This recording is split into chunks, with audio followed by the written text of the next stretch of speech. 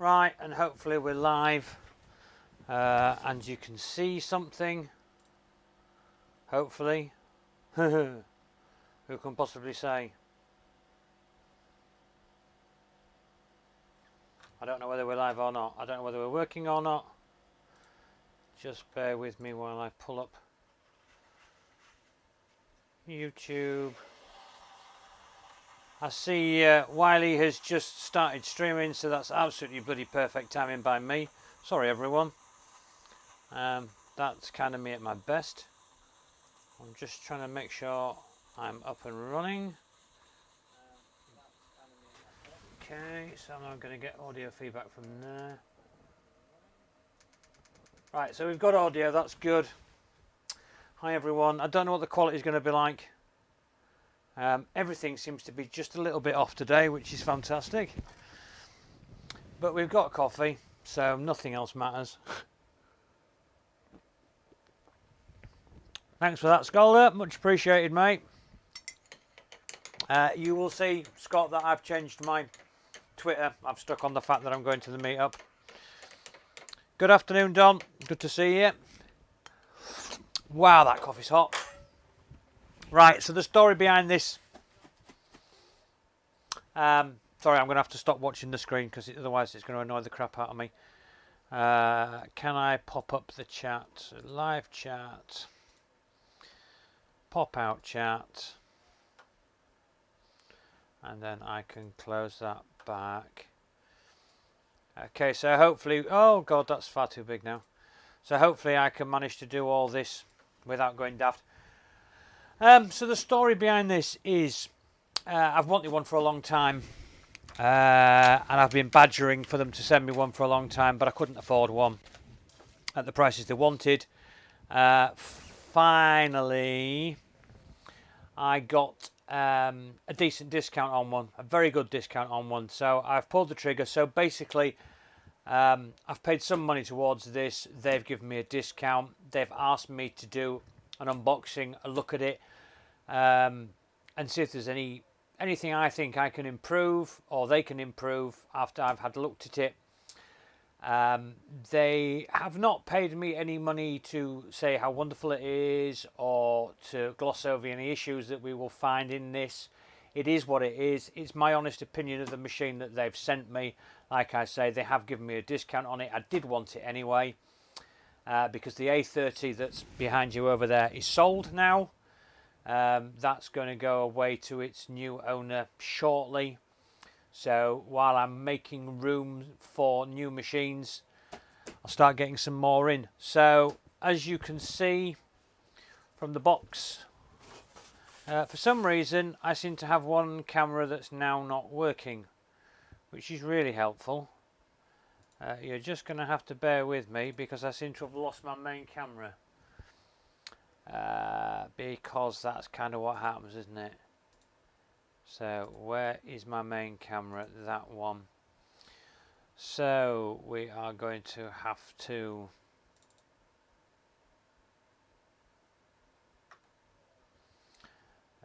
deactivate it and reactivate it.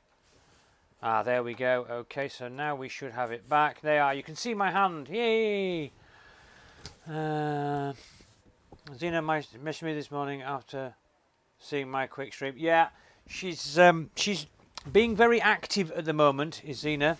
Is a nice way of putting it.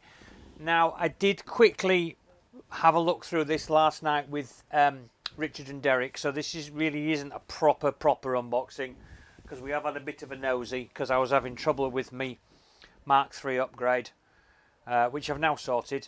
Which reminds me, I just want to check my light works. Yes, my light works. So my Mark III to Mark III's upgrade is now fully done, and the MMU2 part of it is already done. So we had a little look at this last night because I was getting annoyed with it. But now we'll have a look. We'll have a see. First things first. Filament. Yeah, not a lot of filament there, is there, really? We could do with a bit more than that in a box of a printer of this size, but that is apparently all I'm getting. So we'll file that where I file all small rolls of filament. we have a user manual, we have a quick start guide, and we have a big quick start guide. Now this is quite nice. It's nicely laid out. It's very easy to understand. Gives you a full parts list, how to put it together. Very simple, very nicely done, good quality. The English isn't bad. It also talks about the slicer and one thing or another. So yeah, that was quite good.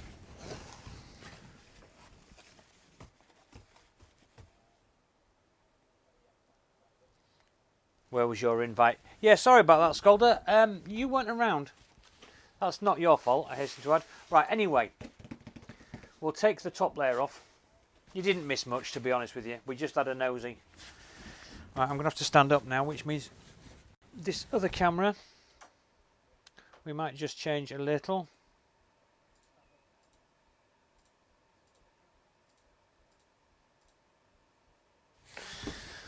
Right, so basically, let's have a look in here. I'm going to get it all out, and then I'll chuck the box on the floor, and then we'll have a look at what we've actually got. So, as you can see, first thing you can see, nice scale up the side here, look, which is apparently good for setting the, making sure you get this level when you're prattling about. Here's the flexible build surface, which is the same as Scolder's one and the one Richard's just received today in the post. Just a sheet of metal with some sort of PEI sheet on it. You can see the edge of it there. Quite flexible. Doesn't look particularly flat, so I'm kind of hoping that the magnets will hold that down. Otherwise we could have problems.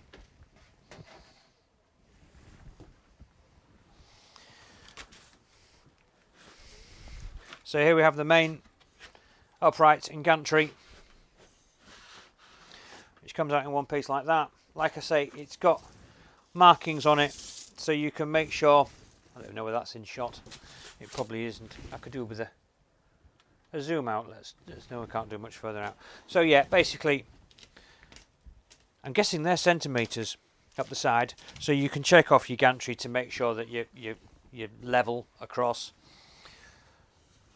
Stepper motors, lead screws, solid couplers. Now I have read and heard about issues with Z-banding, and it could well be that these solid couplers could be the issue, although I'm not going to stake my reputation on that, as little as it is. One thing I wanted to show you, I'll just cross to the close-up cam if you just bear with me. I don't knock the place to pieces. Go on to the close-up cam. There's my dirty hand, because there's nothing like a dirty hand in the morning. Right, we'll just pull over it now. Small breakout board on the top here, and let's see if I can get in so you can actually read what it says. You can see it says Eryone on it there, but the important information is, let me get some light on the matter.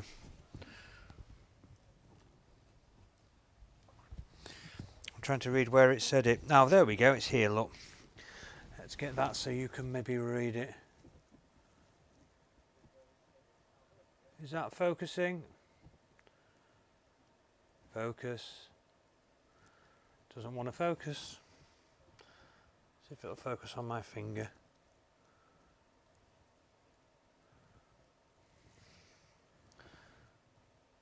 No, you're not going to be able to read that, are you? Right, just I know you can't see yet, Richard. I'm just trying to Derek. I'm just trying to get it so you can.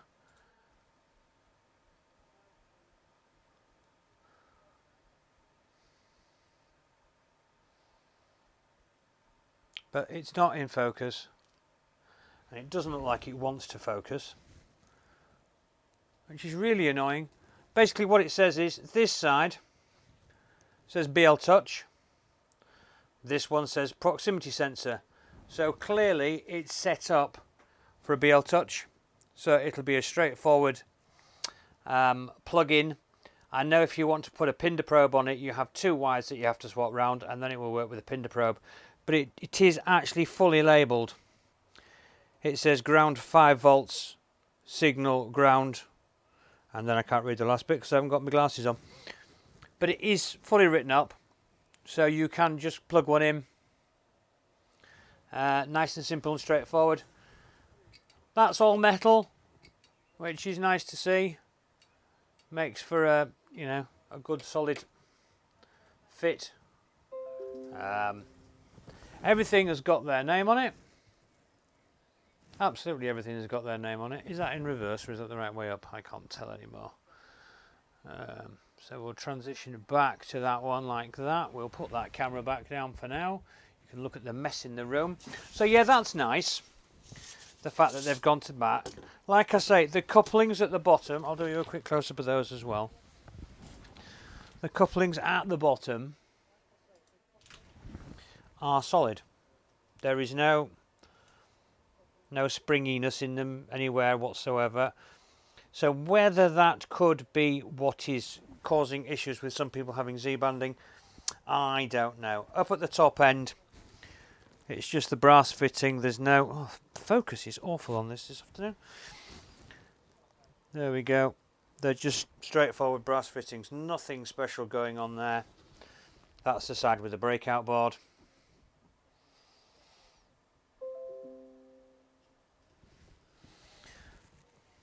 So yeah, dual motors, no. The other thing I have actually just noticed is at the top here, where the lead screw goes into the top, there is a printed piece here, which is holding that lead screw in awfully firmly. There's no room for any movement. Now there is a train of thought that that should be free moving. Because if it's pinned in place like that, that again could cause Z-wobble. So if people are having issues with Z-wobble, we may try removing those off the top to free that lead screw up, because that could make a difference. But we will, like I say, we'll have a look at that shortly.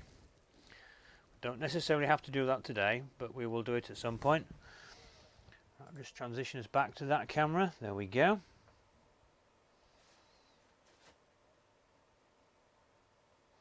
Yeah, no, absolutely, I agree with you. I think that could be some of the issues they've been having. So, back inside the box, we have, I'm sure, a very important plate there, which I have no idea what it is. There is a bracket for a stop end. Again, that's a metal bracket with a little micro switch on. All branded Eryone. T-bracket, again, metal, good quality. A bag with 6 screws in. Now you're ready for this. This made us laugh last night. The toolkit, 4 Allen keys. Now that may come up with an issue if you've not got another printer and your eccentric nuts need altering and you haven't got anything to do it with.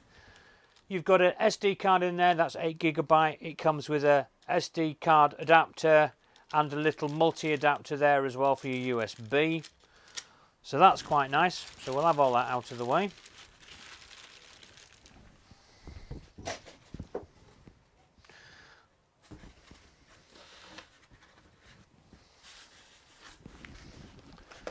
Get this up like this for you. And here we've got the main body with a heated bed. I'll just get that, something like that, so we can see. We'll get the close-up cam in here in a minute. You can see the strain relief on the bed there, which is nice.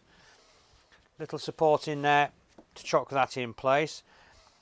You can see here, that is the belt tensioner, which is one of those nice ones that actually twists, so you can loosen the belt tension off. In fact, that was loose last night. I have since tightened it up, and that tightens up nicely like that.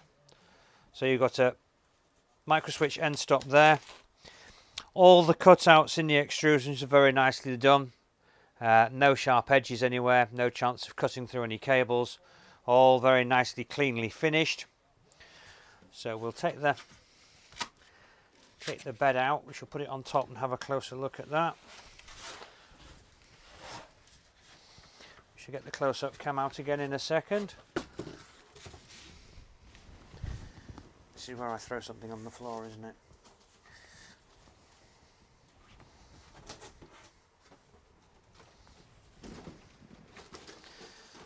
So there we go. Nice little warning on there about keeping away from children. Still hot after powered off. Powered it off, wait for at least 10 minutes before touching, which is nice. Model number there, a little bit of a logo there. Touch screen there with a dial, and there's a reset switch on it. Nice large wheels there for levelling the bed.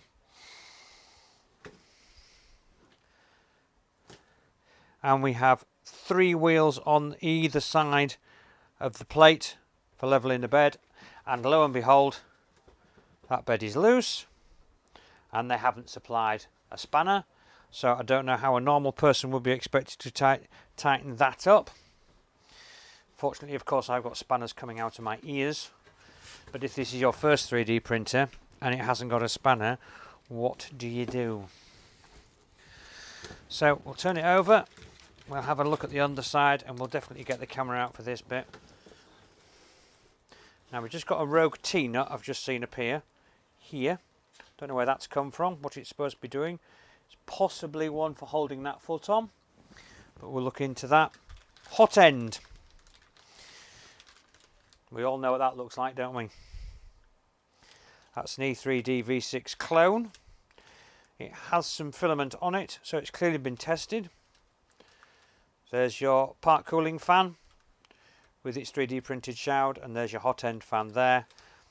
All your cabling nicely tied together in a box, all nicely labelled up, so that's good. Nice cable management underneath on the frame as well, the way it's all tied to the side, all nicely nipped together.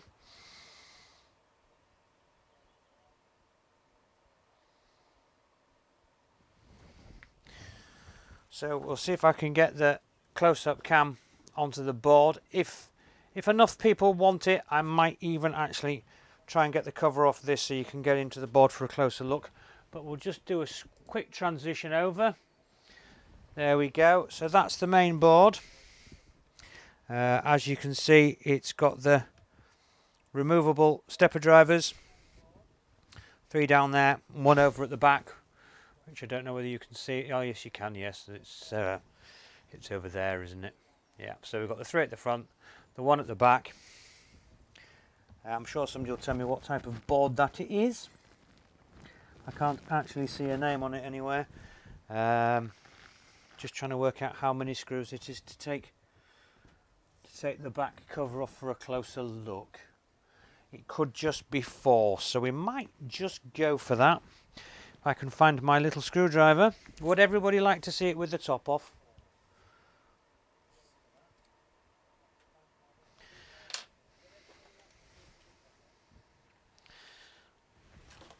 I'm waiting for somebody to say yes. I won't do it unless somebody says yes. Go on then. Well, we didn't last night, did we, Richard? And really we should have done. I've got a feeling my main camera's gone off again. Hopefully you can all still hear me. Is the audio still okay?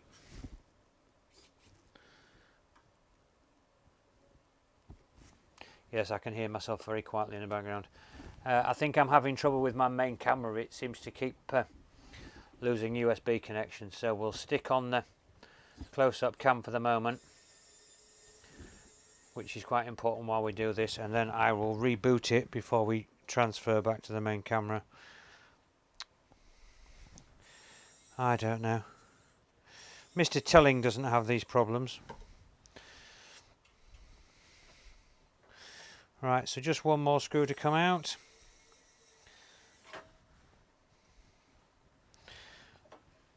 Like so. And then that takes that bottom plate off. Okay, so we've got the board fan there, which is a 24 volt fan. And then there's your board.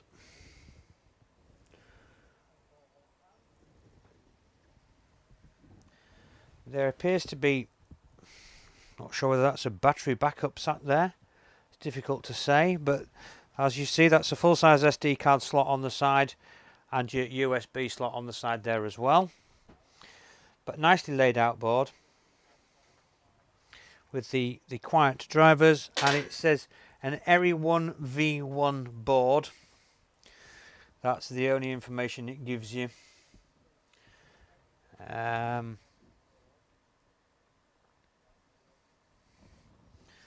then you've got the LCD board there with just the ribbon cable going across to it. Again, nicely laid out, nice and clean. Nothing physically glued in like companies have started doing to make sure the plugs don't fall out, but they don't appear to have suffered any knocks or anything in transit. There's a reset button in there which you can't get to, but it doesn't matter because there is one actually on the breakout board, so your reset will be done from the breakout board. But there seems to be some room for expansion. There's another socket there for a driver and another port there, so there's the possibility of 2 extruders because that's set to E0, so there must be one there for a second extruder, which is nice. So yeah, that's nicely clean, well laid out insides. Good firm metal. There is some air holes there as well, so the fan clearly sucks in from the bottom and then blows out of the side, which I believe is the best way.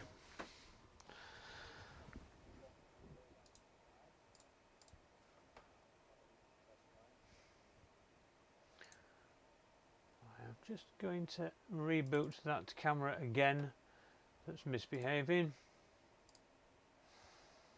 like so, and then we shall transition back to the main camera like that, and hopefully you can see my hand again. Yeah, so I've just got to keep an eye out for that switching itself off periodically. So we'll get those screws back in. The next thing is the power supply. Power supply is also a little interesting. Did a little bit of an in-depth look at the power supply last night, and it's quite an interesting setup. We will endeavour to show you as much as possible. You can see on the end there, that's where the power supply goes in. Oh, there goes the screw. Somebody will remember what that plug is called. I seem to think Richard found it last night, or knew what it was last night. Yes, they are the 2208s. They are the revision 1.2 as well, Richard. I checked that. So they are the latest 2208s, which is nice. Which means we should have peace and quiet, which is always good. We like quiet printers because it means we can live stream while printing. Now I should just move that out of the way.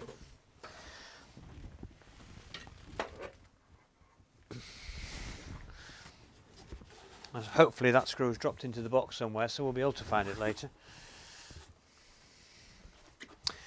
We have spool holder, 3D printed, nothing too fancy, but I'm sure it'll do the job.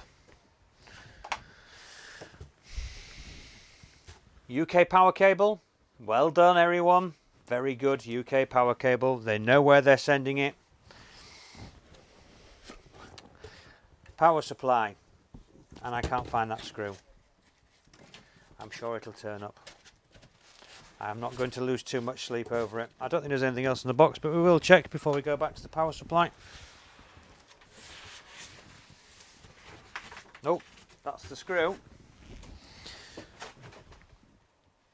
There she is, so we'll put that somewhere safe for later, and then I'll forgot where I put it and I'll have to check the video. So let's have this box out of the way.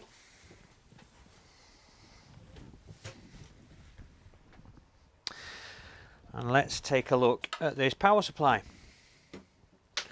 Now you may be thinking to yourself, well, why is he so interested in a power supply? Well, it's already set to 230 volts, which is lovely. Yeah, XT60s, hopefully good XT60s. It's got a reset button on the front of it. Like I say, it's already set to 230 volts. We will remove the case. I'm loath to take this cable management off here. Richard and Derek will tell you that last night, trying to put that back on, nearly caused an accident. I nearly got very cross. But this 3D printed cover here hides some interesting bits and pieces underneath. We have, well, I did actually power this up last night just to see how noisy the fan was, and it's not noisy, it's very nice, very quiet, because I was a little bit concerned because it does look a wee bit what I would call agricultural as a power supply. It felt a bit sort of, you know, bulky. Well, that's the wrong size Allen key, that's not going to help the situation. See if I've got one on here that will fit to hand. No, that one's too large. That's the one. We'll have that on.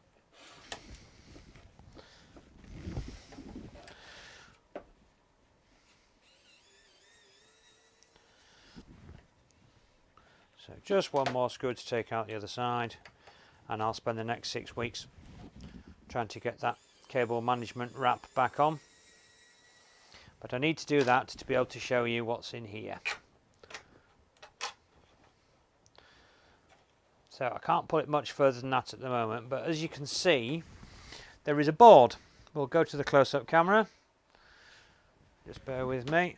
Quick advert for the Wow Stick while we swap over. Don't worry about the flashing, that'll disappear very shortly. As we go into here, you can see there's like a breakout board, and all the terminals are permanently screwed to the breakout board. So the wiring all is wired to that breakout board, and then those terminals all clip in. Now what we have noticed on here, I don't know how much further I dare push that before those cables come off, which I don't really want to risk. We'll try and do it from here. That there is a relay. You can see that there's it's a 12 volt relay, so I'm not quite sure what that is in existence for. There's a couple of large capacitors, but there, to that side there, is a Wi-Fi chip. Now there is the reset switch, and we believe, we haven't tested it yet, but we believe that this, you can connect to Wi-Fi, and what you can do is you can switch it on or off remotely by an app. Now again, I think Richard and Derek last night managed to find out which app we thought it was. And I'm sure they will put it in the chat if they can remember where they found it. But it appears to be just a simple switch on, switch off. But it works from the power supply rather than from the printer itself. Not a lot else in there. There's a few capacitors, a couple of resistors, nothing massively to write home about. But again, it's a you know, a board built by Eryone. As you can see, it's a version 1.1. I believe there were some issues with the very early ones out the factory with the welding, the soldering, but that appears to have been dealt with, and it's nice and clean and tidy now. Seems to be very well done, which is great. But yeah, interesting little board that, and the way, like I say, that it's got the like spade clips basically that attach to all the power channels. Can't really see much inside the power supply, unfortunately. It looks, like I say, it looks fairly what I would call agricultural in there, but it's not loud. It is 24 volts, 20.8 amps, 500 watts maximum. So clearly enough to do the job. We'll now try and get this lovely plastic cover back on, which could take a bit of doing. But yes, we thought that was interesting. But like I said, Richard and Derek, there we go. Smart Life app. It's basically, it does everything from bread makers to table lamps to I can't think what else we saw on it last night. Deep fat fryer, I think there was, that was controlled by it. But we think it's just a simple on-off switch, so but you then can connect to your Alexa or your Google Home setup. So you can, you know, if you happen to be monitoring it via camera and you see it's finished a print, you can then switch the printer off, which is, you know, a nice idea. Something that's integrated into it rather than you having to, you know, wire up a separate remote plug or anything. So far, I mean, I haven't run it at all. We might attempt to put it together this afternoon. Whether we'll actually attempt to print anything or not is a different matter. But the one thing so far I would change, and it is only one thing, is the length of this cable. Because quite frankly, I would like this cable to be quite a bit longer. Reason for that is I would personally like to have the power supply close to the plug socket and then just have this cable running to the printer, so it's a decent distance away. I mean, there's no point having it as a standalone unit if you have to be within 1.5 foot of the printer.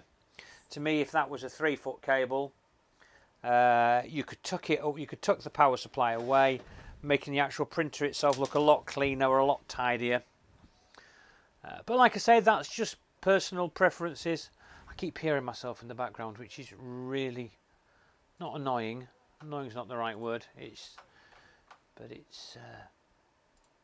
I could do without it. All right, there I am. And we've got 8 people watching. Fantastic. Well, that's good to hear. And I just got a funny feeling. Oh no. Oh, I'm getting friends requests coming in left, right, and centre on Facebook now, which is nice. So there we go. We'll get that screw back in. So there we go. Power supply. Interesting. Now, are we going to have a giggle while I try and get this bit of plastic back on? Because I struggled like this, like nobody's business last night. The boys were severely laughing at me, which wasn't very fair. But it looks quite a nice quality plug. I'm just going to check, see if it's got written on it. It says AMAS. So, don't know whether that's it. And it says XT60HF. So, it looks like it's a proper plug, not some sort of cheap rip-off copy even. Which again is good. We don't like rip-offs. They don't do anybody any favours, do they? So we'll get that. You know, I'm going to leave it. I knew I shouldn't have done that. I knew it was a bad idea. Is everybody still with me? It's gone awfully quiet in the chat. Don't like quiet chats. Makes me think everybody's run off and left me on my own.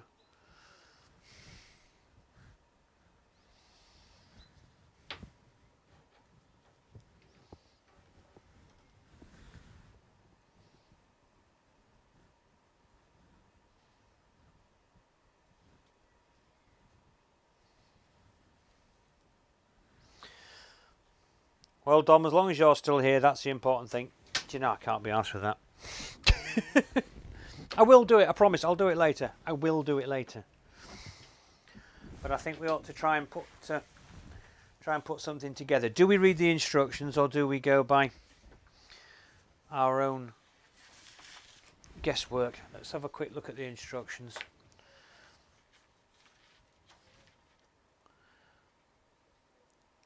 So 2 M5s in that side, 2 M5s in that side. Right angle bracket on one side. Angle bracket with end stop switch on the left hand side as usual. That seems fairly straightforward. We'll give that a go, shall we?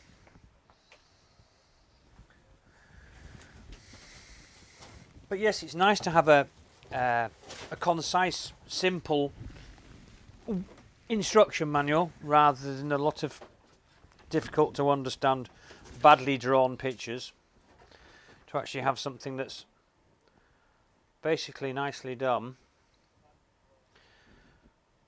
Oh, I'll just show you this. This is something slightly different I've not seen before.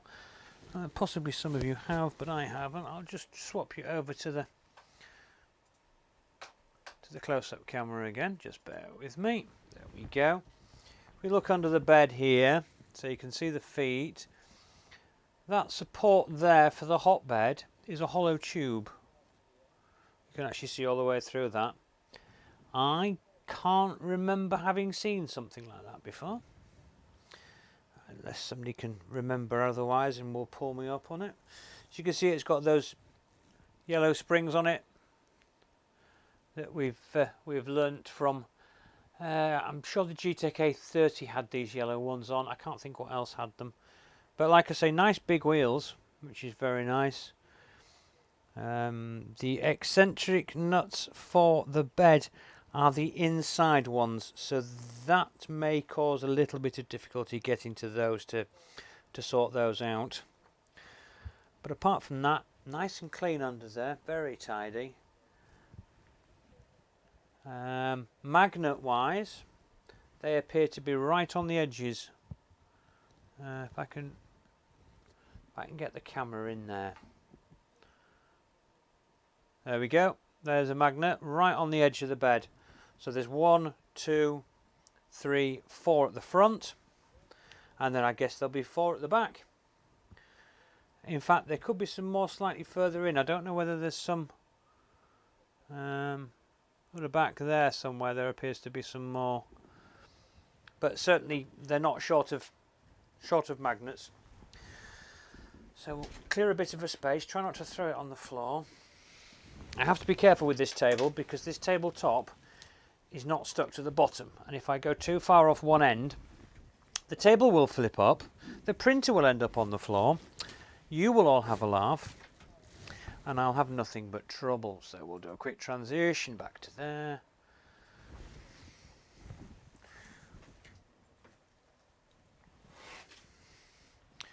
We shall get this little puppy, and once we get this something like in place, hopefully it'll stand up of its own accord without me having to try and do 3 things at once. So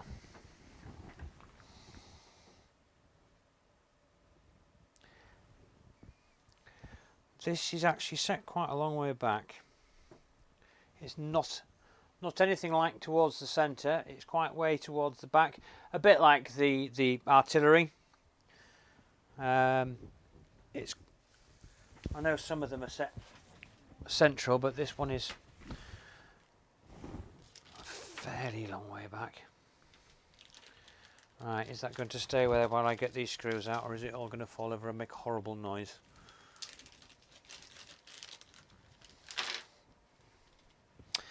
Okay. Now we need a screwdriver bit. I think we might go for that Allen key actually. I won't use the Allen keys that are in the bag. I'd hate to spoil that beautiful toolkit. Right, so we'll just get one through the hole. Nice to see that the bottom of these 20 by 40 is tapped, so I'm not going to have any issues getting these in. We all remember the day of the untapped screw hole, which was on the display. I think it was the GTEC A10, and I basically had to tap my own hole in it. But if that was the only issue, which it was a lovely printer, still got it. It's going to get some 2208s on it this next week, seeing as I have some of those.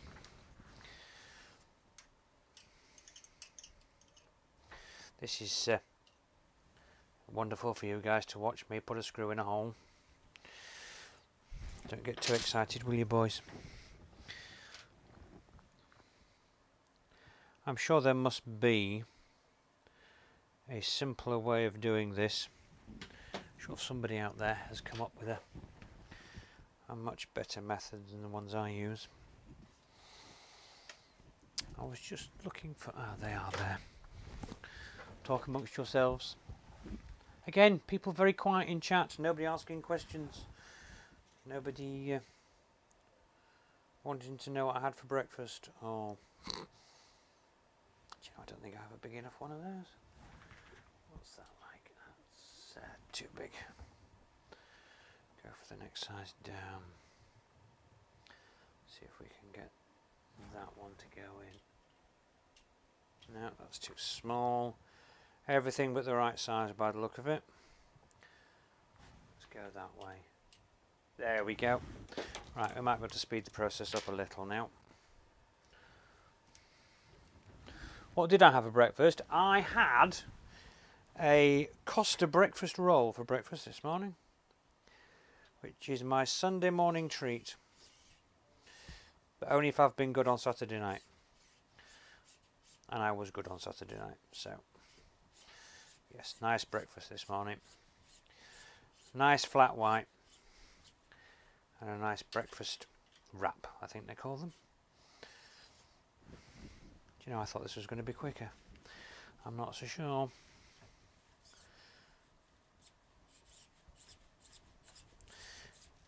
Okay, we have screw number 1 in. Let's go for screw number 2.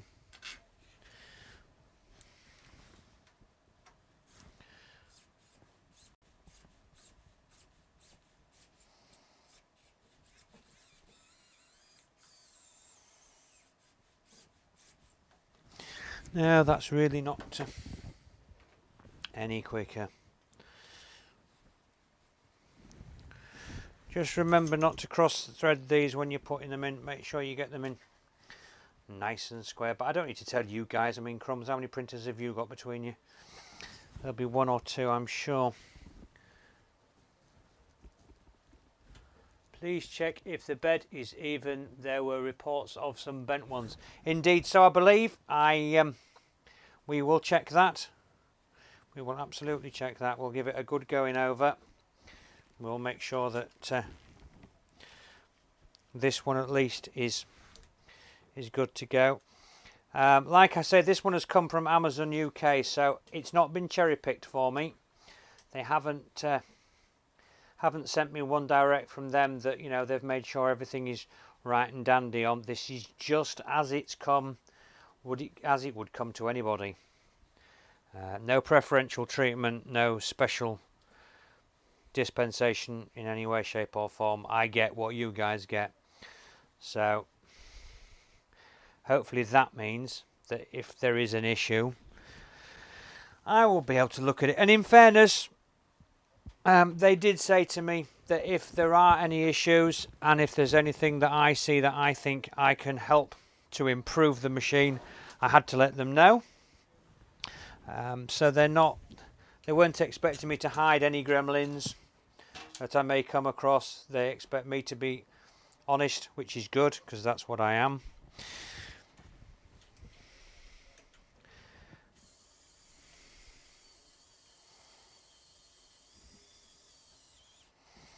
Okay, so we've got that one in. So just one more screw to go in. And we'll nip them up with the Allen key, just to make sure we get them nice and tight. So far I'm very impressed. It's very cleanly put together. You probably can't see that, but there are rubber feet on the end of they're 3D printed, the main feet, but then they've got rubber feet on the bottom of that just to make it that much stronger, I suppose, and quieter during operation. So there we go. That's the hardest part of it done. At least I'm led to believe that's the hardest part of it done. So we'll stand her up. We'll make sure we get the hot end. So make sure the bed's level. What we could really do with is something metal and flat to put across the bed. That, of course, unfortunately, isn't long enough.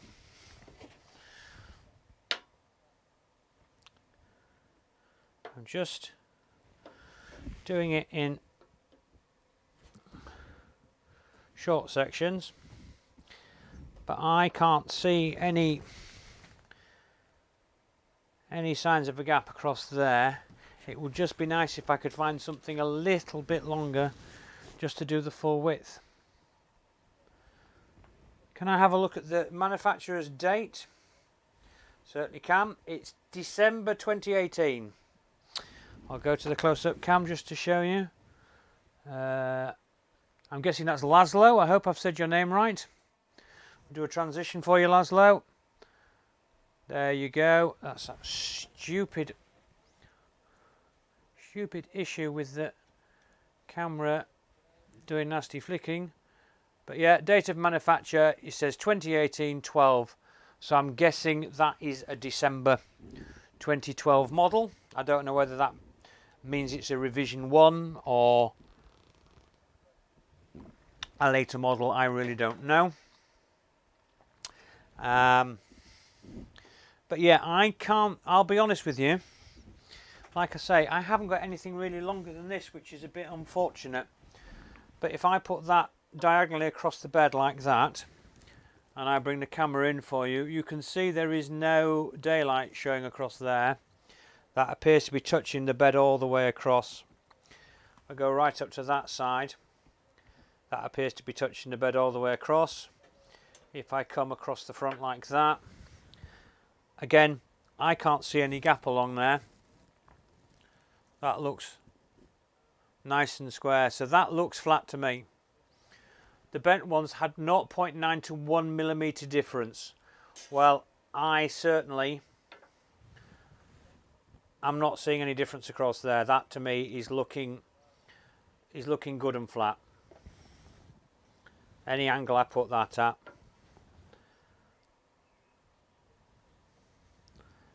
that appears to be fairly good to me.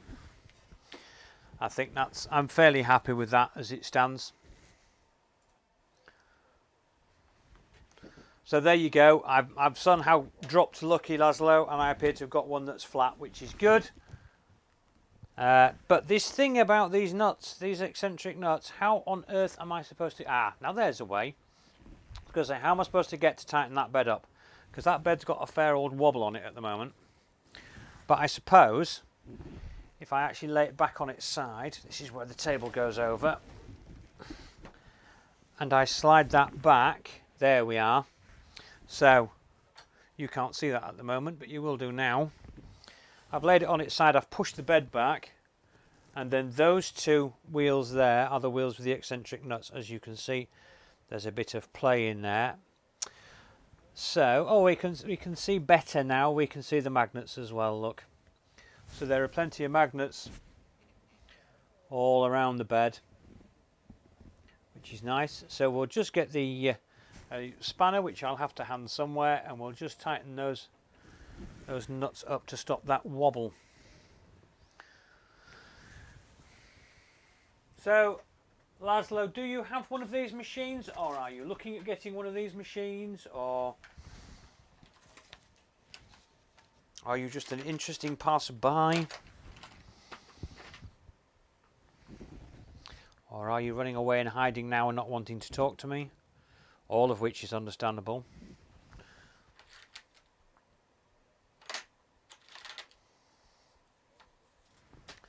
I'm looking for a spanner of the right dimensions. Ordered one, very good. And whereabouts are you in the world? Are you Europe, or... I'm kind of guessing with the name of Laszlo, you're going to be in Europe somewhere, sir.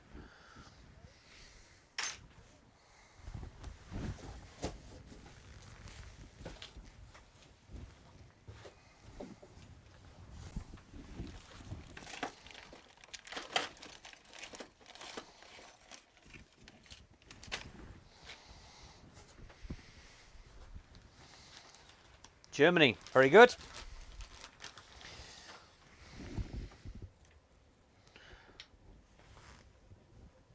So is it going to be your first printer, or have you got some previous experience with 3D printing?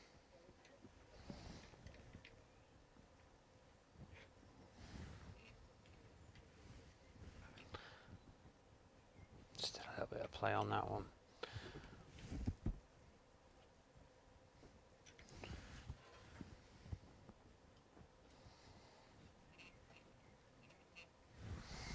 There we go, that's that tightened up.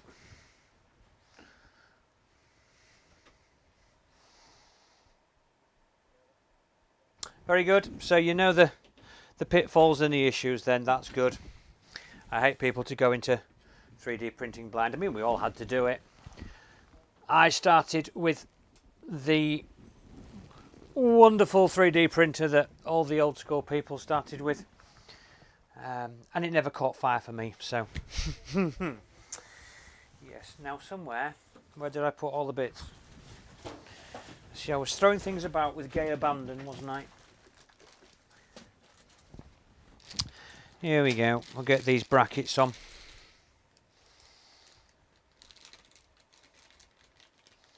A bad week with an end of 5, oh dear. What was the problem with that? I hope it wasn't anything too serious.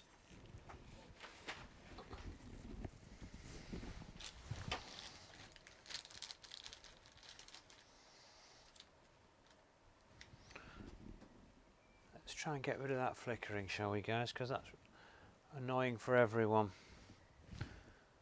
Right, we're just going to put this restarted during heating, garbled screen. Well, I suppose that could be a firmware issue. It could be, well, it could be a lot of things. It could be a, I mean, I would think it was firmware, something like that, for it to restart and a garbled screen, unless it's a, it could have been a bad motherboard, I suppose. But did you buy from Amazon or something like that? So you've got, you know, good sort of follow-up, let's say, rather than buying from Creality and having to try and get money back out of them, which I know isn't always the easiest thing in the world.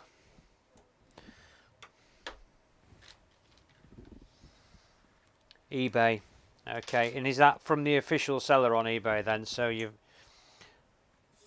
I suppose you could just use your PayPal and get your money back that way, don't you?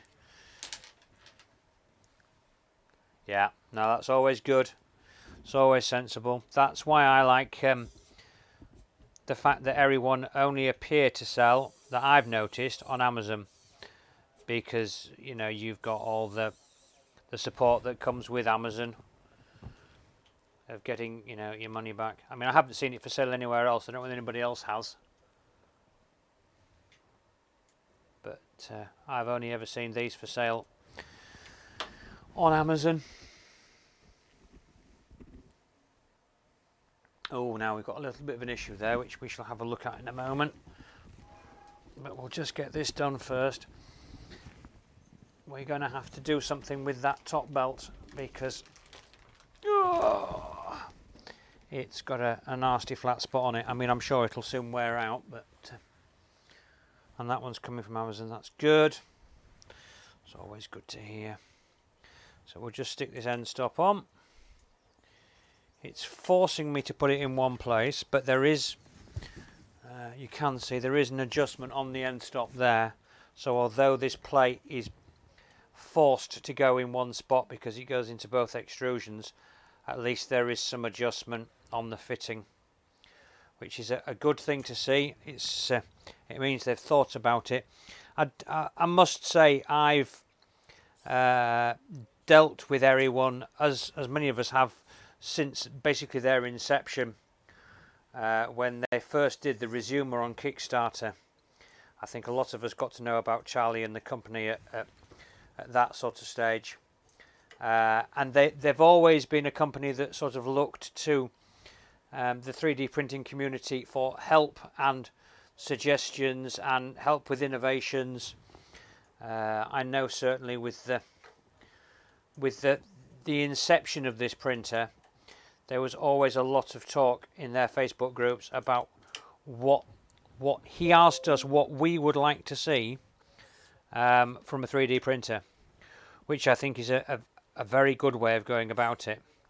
Is actually, you know, he asked us what we thought was important about it, and some of it he implemented. I mean, it was quietness and things like that was an important part of it. So he's taken that on board, which is good. So there we go, we've got the 2 brackets fitted. That's the little micro switch there. It seems to be, like I say, it's adjustable off those 2 points there, so if we need to bring it up or down, that's good. Check the screws on those blue clutches. There were all reports of them being loose. Okay, we can do that. I got a funny feeling we're going to be swapping these out anyway, I'll be honest with you. I don't think they are of a design that I'm happy with. I would much prefer them to have the damper section in them. And I think that may be something to do with the issue that some people are having of Z-banding. I mean, I could be wrong. It could be absolutely nothing to do with it, but it's something I've read about before, that the issues with Z-banding are sometimes to do with those couplers.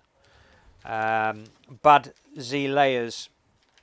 I know on a different forum, a lot of people were having, or several people were having trouble with banding on the Z, and it was because the coupler, this rod was pushed right in through the coupler and was touching on the stepper motor, so there was no movement within that coupling, which there is supposed to be on the machine in question.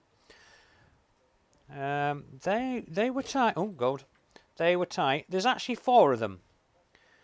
I don't know whether that's supposed to be so it makes sure that they're central on the shaft, but no, they were plenty tight. But thank you for pointing that out, because it's always good to double check these things. I mean, really, you should check most things. You get a kit that's come the distance that this has come. Oh gosh, no, that's tight. No, that's perfectly tight. You have pieces of machinery like this that you expect to be accurate to within, 0.18 of a millimetre. You really need to check every nut and bolt to some degree. I mean, visual checks rather than actually physically going around and looking at everything, but you'll soon see if something's not in the right place or is hanging off. It amazes me that people get upset that they find a bolt in the bottom of the box and go, oh, terrible workmanship, terrible quality control. It's thousands of miles. Is it nearly 7,000 miles, something like that, this lot's travelled. Being chucked about by airport staff and goodness knows what else. So, quite frankly, if something arrives, without needing a little bit of TLC, I would be very surprised. So, I'm just plugging the cables in. They're all sort of fairly straightforward as to where they go. You can't really get them wrong. Because trust me, if you could get them wrong, I would be the one to do it. But no, they're all nicely placed, so they're all very close by where they need to be. So they just slot straight in. There's no, massive amounts of guesswork as to what's going where. So hot end, we will need to get that level, because that's way out at the moment. That's my fault. So this is where I'm actually using the scale on the front. Just let me swap back to... We'll do a transition back to the one. This is where I'm using the scale on the front of the uprights, which you now can't see because I've swapped to that. I'm not being much help on really. Right, so I'm using this here because I've turned those screws. They were out of alignment, so I can now look at the fact that that side, if I get that screwed up to 51, which is there, and then come across here and screw that up to 51 like that, and now I know that's nice and level, which is nice. It's a good feature.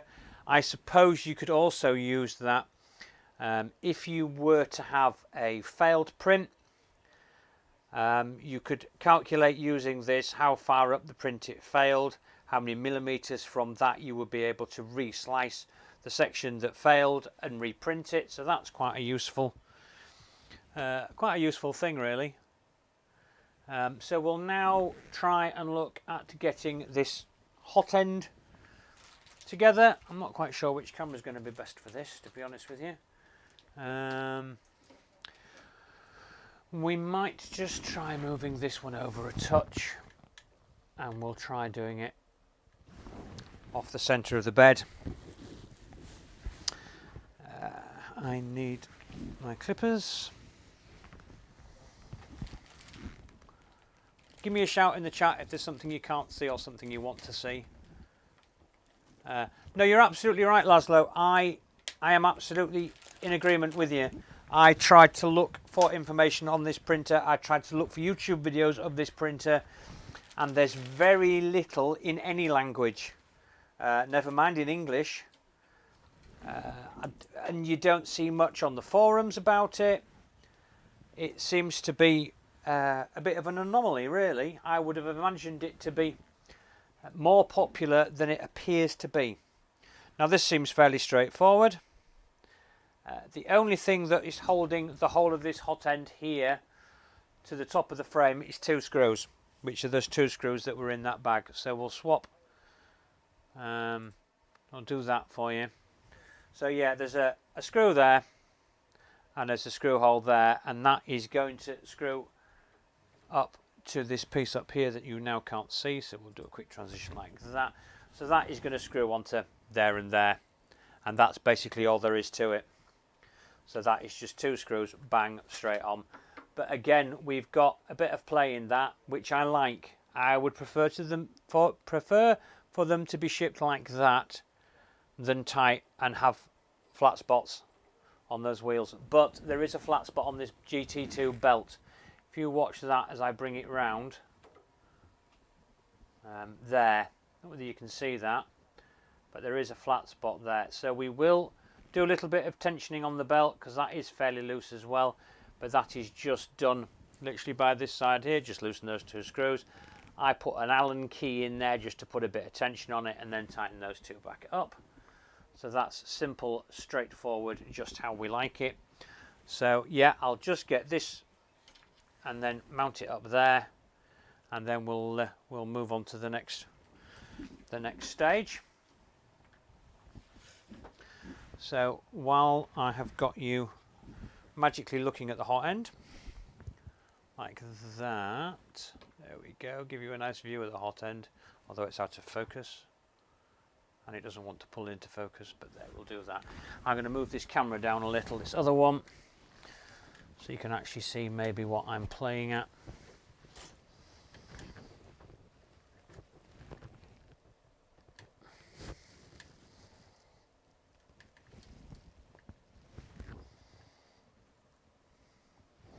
There we go, that shows you a bit of something. So we'll just transition over to that one.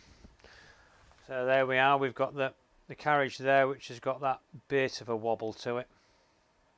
Is there a BL Touch mount? Not that I can see at this stage, but I believe if you go on one of the Facebook groups, I think it might be the official one, somebody has actually put an STL file up for a mount for a BL Touch. So eccentric nut is the one on the bottom, so we'll give that a quick tighten like that. Yeah, that's fine, there's no play in that anymore, but that belt definitely does need a tighten.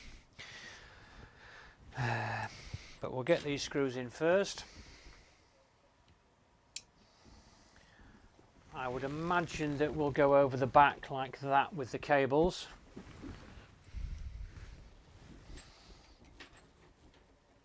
First impressions, nice. I quite like the orange colour. I'm sure Neris would absolutely adore it. He has a thing for orange, doesn't he? I shouldn't call him Neris anyway, should I? I should call him Neris.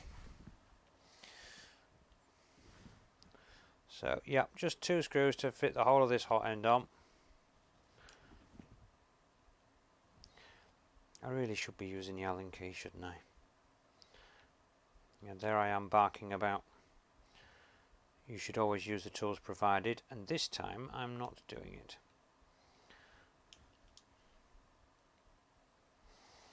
Now there is a link in, well, there might be a link in the description if it's worked, to the Amazon page in the UK. Now I believe this had an offer on it yesterday when we looked last night, but I think if you go and look now, unfortunately, we've missed the offer. Needless to say, if there is any room for a a discount code or anything, I will ask on your behalves, and if there is, I will put it in the description, or I will mention it somewhere for you. But yes, it certainly seemed to be on offer yesterday, but unfortunately when I checked the link this morning, it appears to be back. Yeah, there was a flash sale. Yeah, no, I thought there was. I don't know how many they actually sold. It would have been nice if they could have left the flash sale until today when I was doing my stream. I suppose if I'd have pulled my finger out and actually done the stream yesterday when the machine turned up, it would have worked better for you. But there is a link in the description, and that is an Amazon affiliate link, which means I do get a bit of a kickback should anybody buy anything via that link. So yeah, that's on with 2 screws, nice and simple. Now we have a little bit of, well, you can see that wobble is actually this bar, so we need to tighten this up a little. Now there's no concentric, let me just spin you over this way. This side, there's no concentric nuts anywhere to tighten that up. That just is what it is. And I'm just checking this side, and I can't see any there either. Now, am I missing a trick here? But I can't see any way of tightening that up. There doesn't seem to be a single nut that I can use to set that distance. This could be where all the problems are stemming from. Now, none of those wheels has any sort of adjustment on it. They are all fixed. Let me just bring the camera up and show you. So, you've got a wheel. Let me just swap cameras again. Okay, so we've got the wheel on this side here. As you can see, there's no eccentric adjustment on there, or on that one, or on that one. So there's no way of adjusting the tightness that they are to the frame. And if we come over to this side, exactly the same situation. There is no way of tightening any of those 3 rollers up. So there is a wobble there, quite a pronounced wobble, and no way of altering it. Now, unless I could physically, well, I can't even physically move these 2 uprights out to tighten up. Tightening the belt isn't going to make any difference. So I'm not quite sure what the answer to that is. I don't see there's a way, unless I physically loosen these 2 off, which hold that bracket on, and then, no, because they're actually captive. If we go and look around the back, whether you can see inside there, I'll get my spanner in so you can see, but they're actually captive nuts at the back on the plate. Can you see? Don't know whether you can. You probably can't, but they are captive in the back, so I don't think that's going to make any difference either. So this could be the crux of all the problems, unless there's something I'm missing. Has anybody got any words of wisdom? If you adjust the top bar screws, see, I mean, these ones, take those caps off and see if I can physically push that out and that out to tighten up. Well, what I will do first is, too much fat on the lid screw.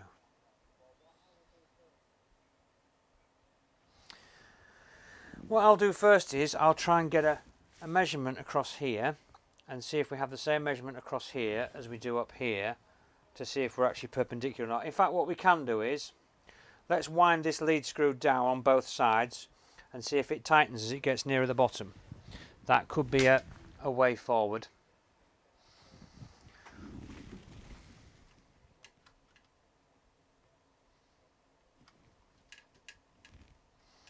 So I'm just adjusting the camera again, you just got to bear with me.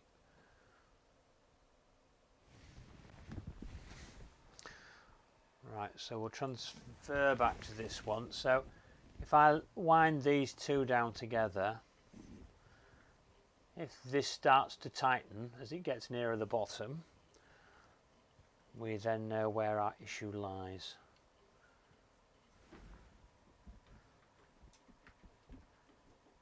I mean, you can clearly see that wobble.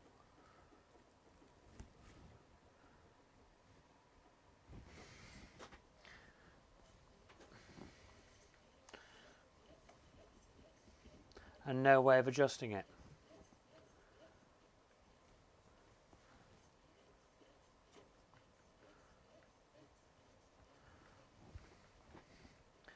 Right, so I'm about just over a third of the way down, and that wobble is still there.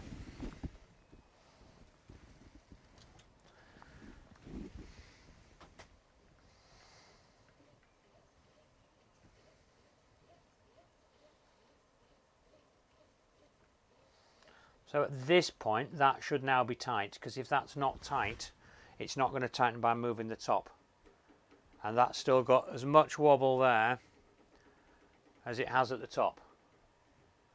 So unless I am missing something, unless somebody out there is going to shout at me, it's simple, you just move this, I don't see a way of being able to tighten that up.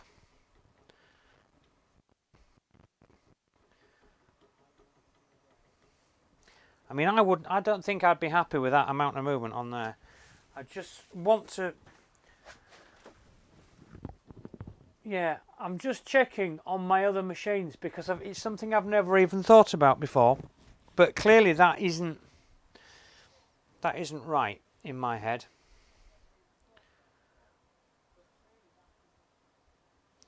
I don't see that that's... Shall we investigate?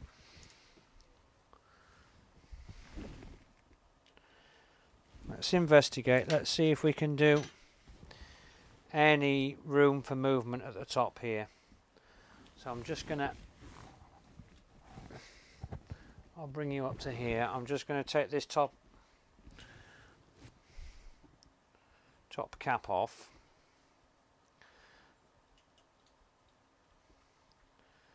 Because if they're screwed into threaded holes, which I think they probably are going to be, there's going to be no room to move that out either.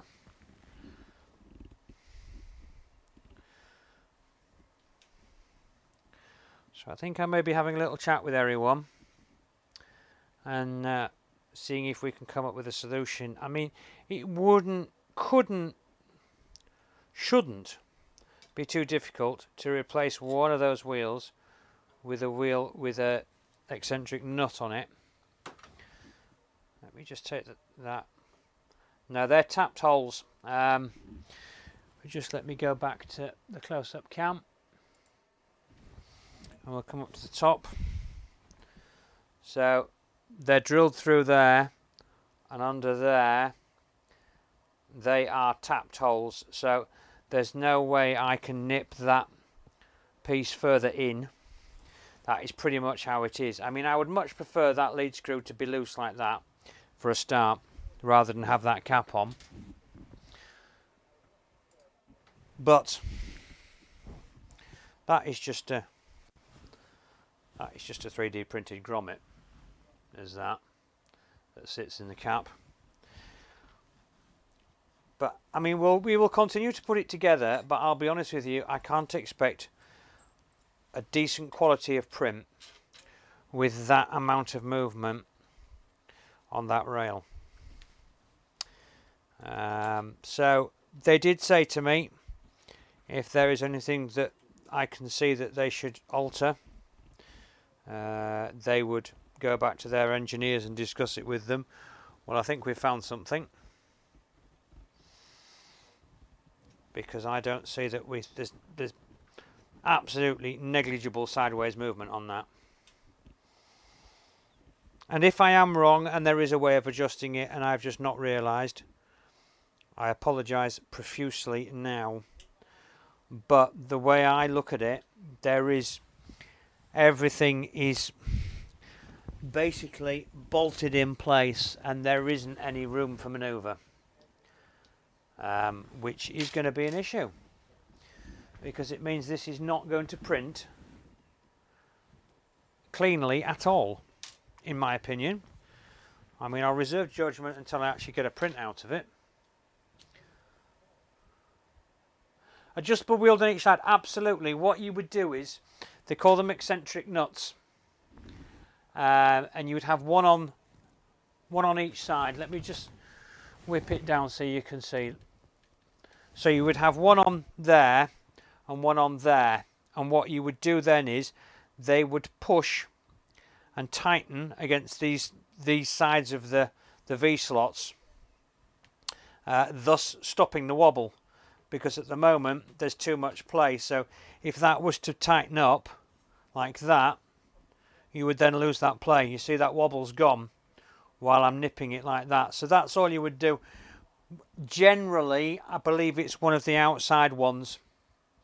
I can check what it is on the ender. Just bear with me. Right, so on the ender I have over here, I've got the Ender 3 Pro here.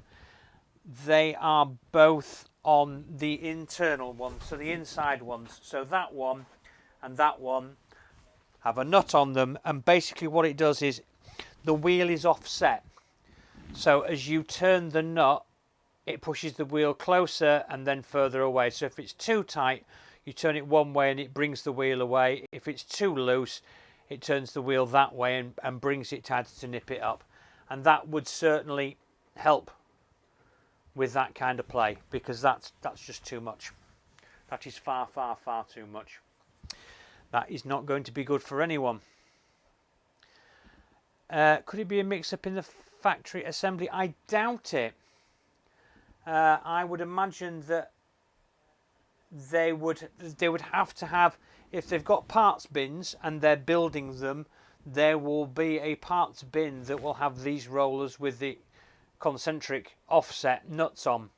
So if they're not using them, somebody's going to realise that they're going through loads of the wheels without and not using any with. So you would think that it's unlikely to be a fault on the picking line.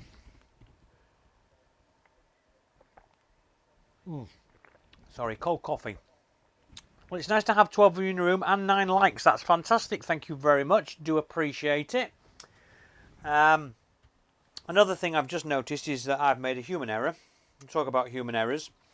That cable really should have come through here, rather than be dangling around the front, because now it's going to all be a bit Pete Tong. But we'll proceed, because we might find out it works quite well. So all these cables are all nicely labelled. You've got X-Mim, extruder. So they're all nice and straightforward. So we'll get those wanged into where they need to go. Yeah, it's all pretty much straightforward, plain sailing, banging stuff in as you should. Like I say, it's just a pity I've got that the wrong side of there. I might actually... No, we're going to bite the bullet and we're going to take it off and move it. Because I can't... I'm not going to badmouth the company for something I've done wrong. That wouldn't be fair, would it? So apart from the issue I've come across, so far not so bad. We have not even powered it up yet. But we will. We will.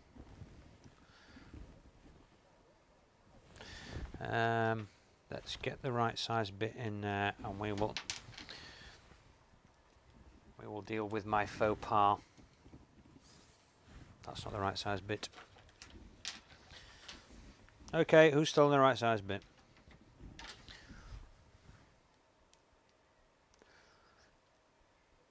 No, I didn't. You're absolutely right, Scott. That's exactly what I didn't do, and that is entirely down to me.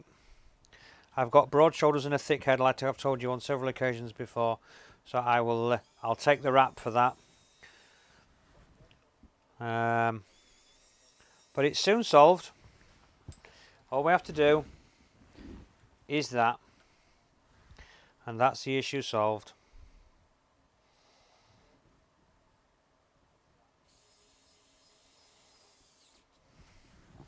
And with the wonders of modern technology,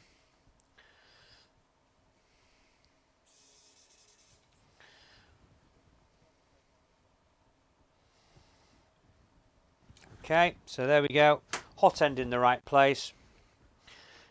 If everybody closes their eyes for a minute, we'll pretend it never happened.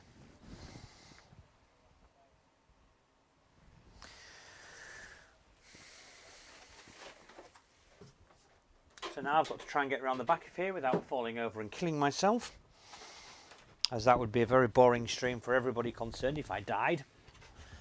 Alright, I'll rephrase it.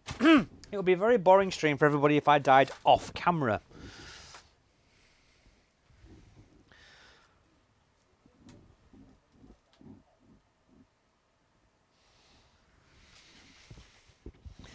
Right, let's have a little look down here. So, we have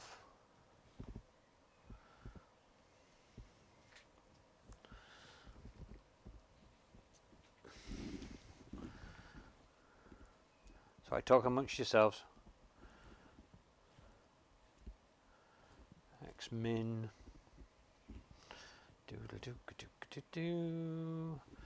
E0. So that goes up into there. You can't see any of this going on, can you? All you can do is hear me talking.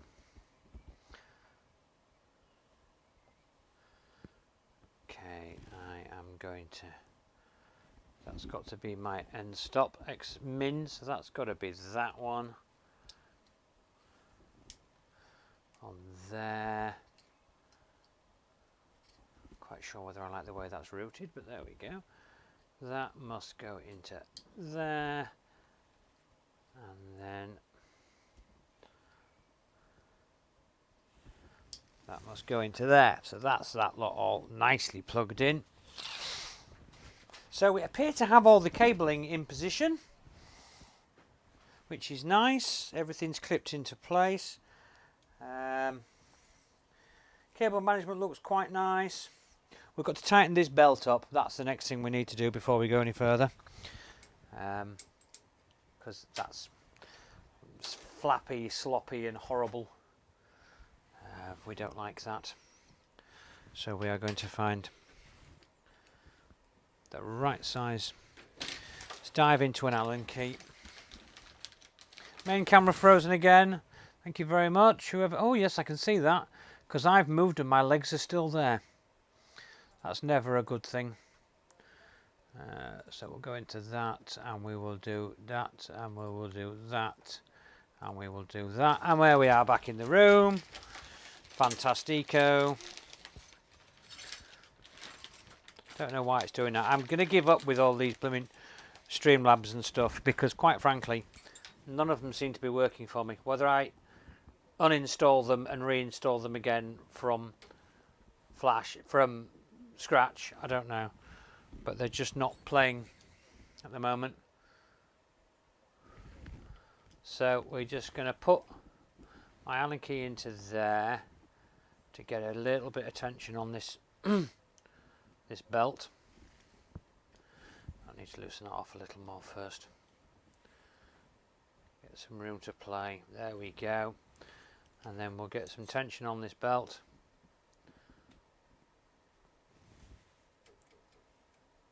Got some tension now, and we'll tighten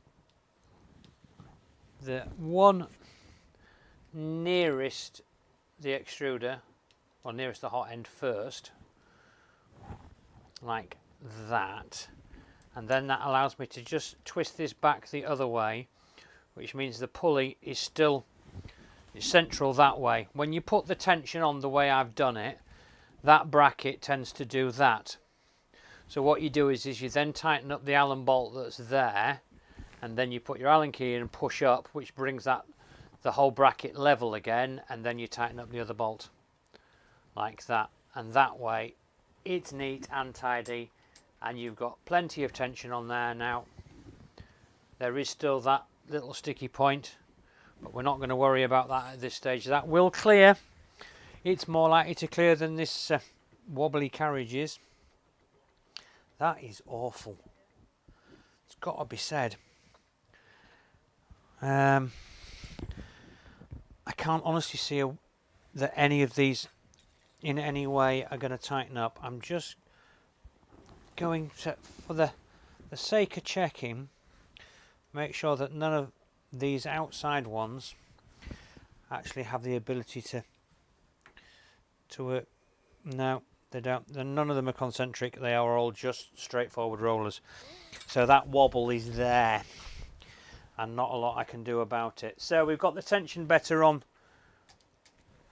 this. That's all nice and tight now. That hot end is fairly level. It is kind of pulling it sideways a bit. I might just have a look at that nut. Now I've got the belts tightened, it's always worth just loosening that off a bit and trying to get that to sit more centrally, because it seemed to be up a little on one side. Yeah, no, that's better. Let's just take it back. It's difficult to tell when it's what's wobbling in the actual extrusion and what's wobble of the mounting. So I'm just got to try and sort of work out when one stops and the other starts, if that makes any sense. I'd say about there.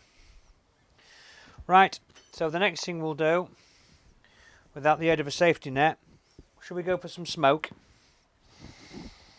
Should we go for some blue smoke? Hey Kev, nice of you to join. We're having fun. It's not necessarily all good fun, but we're having fun.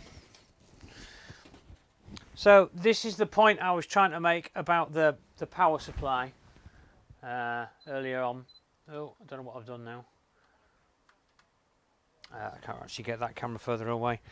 But it plugs in here at the back, and the furthest you can get the power supply away from it is there. Well, I would like it to be a lot further away. It has got a couple of screw holes in the bottom, so if you actually want to screw it down to your desk, you can do, to stop it from falling over, I suppose. But I would just prefer it if it had a nice long lead on it.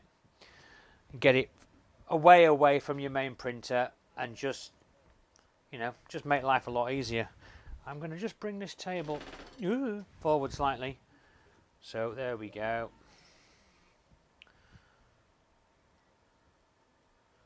That's all good. There's enough slack on that. That's not too tight. So we're going to get some power from somewhere, and we'll see if we can get this fired up. In fact, I've got some power over here just to hand.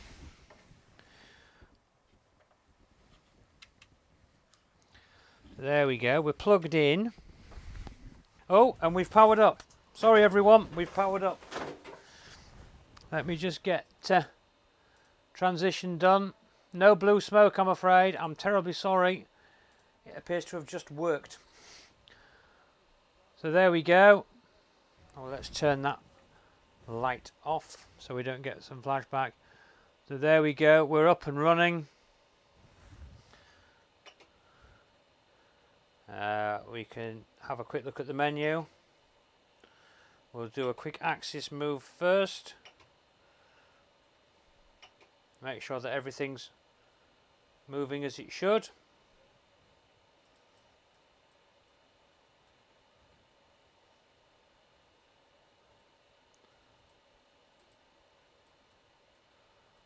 So that seems okay.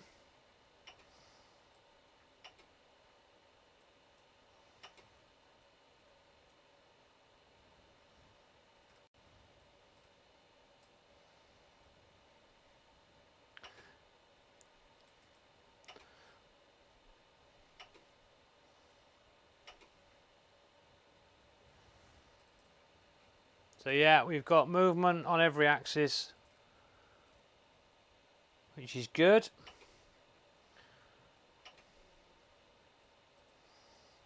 We'll even try the extruder, shall we, and just make sure we get some movement on the...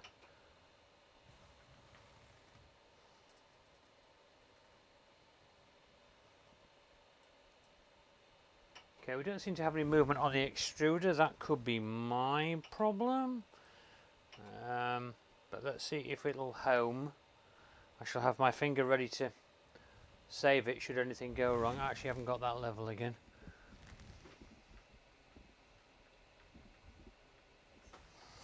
There we go. Let's see what we do for home. So go to prepare. Auto home. Well, that's quiet. That's very quiet. It's also incredibly slow. Can you see how slow that's moving?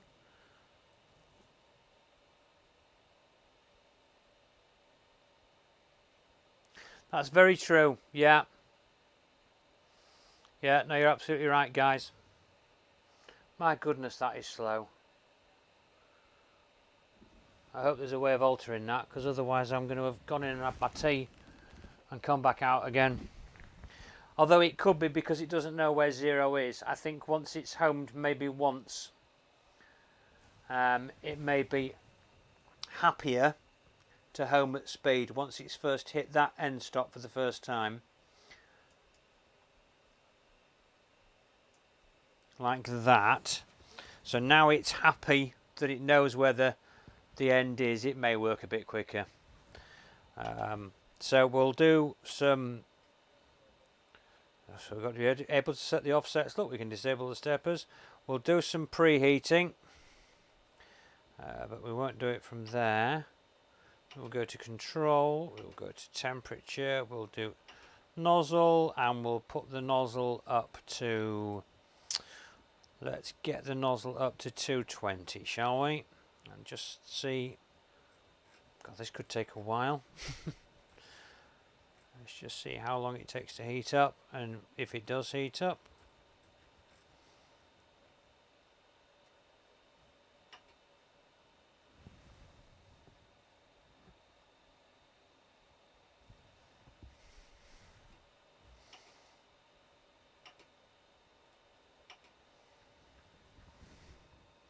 Okay, so that's heating, so that's good. Is the nozzle on the bed? No, it's just clear of it. I mean just clear, but it is just clear. It's actually quite nicely set, in fairness. I think with the build plate on it would probably be touching. But as it is at the moment, it is just clear. I'll make it a bit clearer. Put a bit of distance between it. There we go. I'll put a bit of distance between it. That seems to be heating up quite nicely. Seems to be a very sort of basic standard Marlin setup. Thermal runaway is enabled in the firmware and it's in GitHub. Fantastic.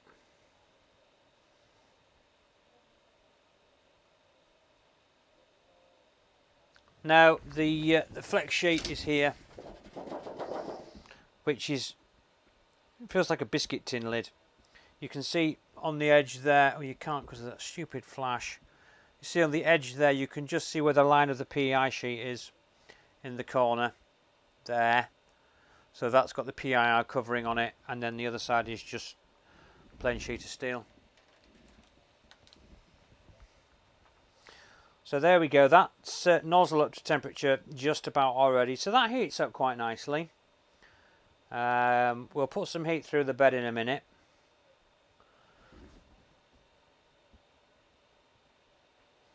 It's interesting that it's not actually getting to 220. If you notice, it stops at 215 and is now going backwards. We might need to do a little PID tune on this, just to get it absolutely spot on.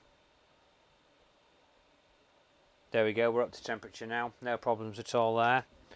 So we will just go to the right thing, Matthew. That always helps. Temperature.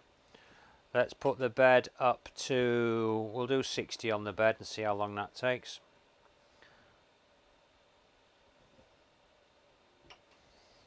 Okay, we'll go back to the main screen. So the bed's at 20 at the moment. I mean, I'm getting a bit giddy these days because I have the mains bed on the artillery, it's sort of up to temperature inside of about 15 seconds, which is... Yeah, only you could do that, Richard, I'm sure.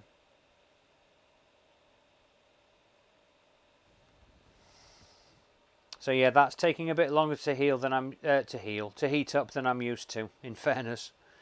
But that's just, like I say, because I'm lucky to have mains boards, mains heat beds.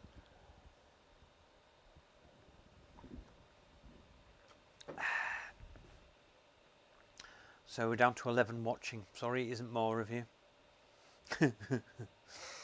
But thank you very much for showing up. So yeah, you can see that's heating up fairly well. We'll have a look at the fans and just make sure that... oh, now there you are. Look, we've got... we can do the acceleration, we can do the jerk settings, we can do the steps per millimetre. And we've got the extruder steps there as well, so we can alter all that should we need to. We will do that. We will go through everything and make sure everything is as it should be. Yeah, there's an E-steps controller there, look. So that's quite good, is that? You can set the home offsets as well. So yeah, no, it all seems fairly good.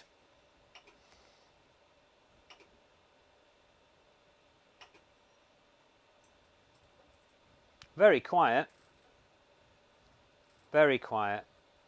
but very slow. I would like it to be quicker going up than that.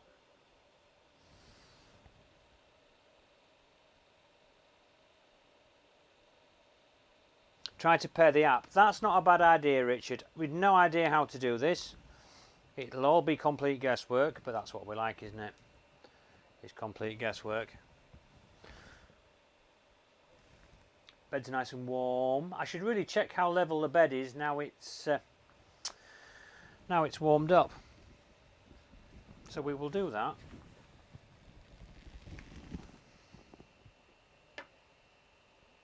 I've got to say, that's level. I'm sorry about all this nasty flashing lights. I don't know why it does it.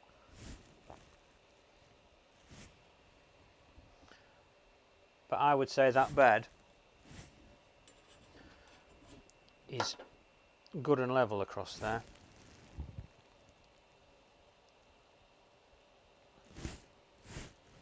I'm just trying to get rid of the strobing. There we go, strobing. It had gone. But yeah, that's level. In fact, I'm going to get my hand stuck at the top of here in a minute. There we go, get that out of the way.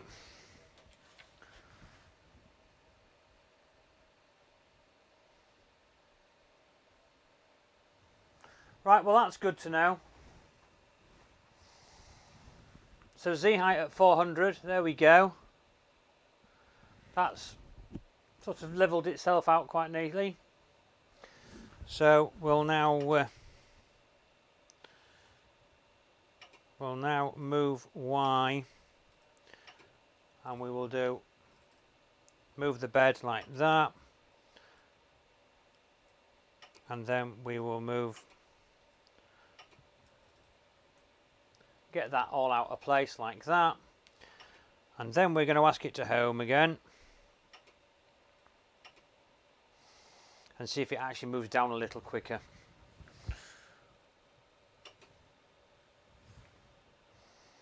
But very quiet, it's got to be said. No, that I think we need to do something about that. I could be asleep by the time that's got down to where it needs to be.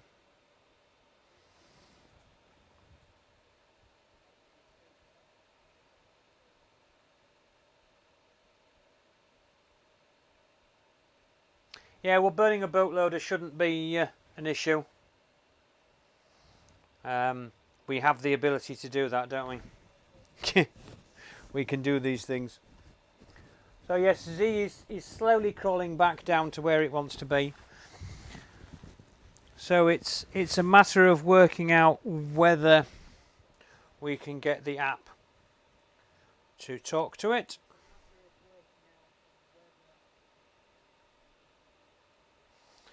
I unfortunately can't show you the app on my phone while I'm doing it, but needless to say, we will know if it works.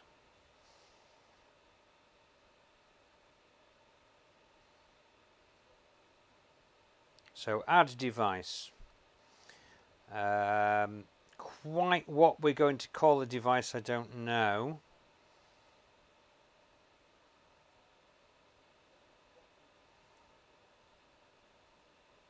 Could be a washing machine, could be an air conditioning unit, could be a vacuum robot.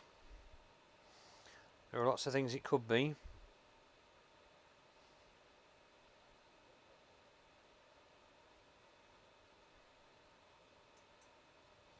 It's not a fat body scale, is it?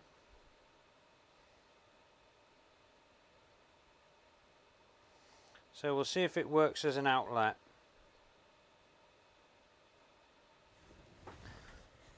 So if we look at the power supply, this is where it gets really exciting for you guys. There are 2 buttons. So if I can't do that without getting in your way, can I? Yeah, we'll soon sort that homing speed out, Scott, don't you worry. So we've got to see if this does anything when I...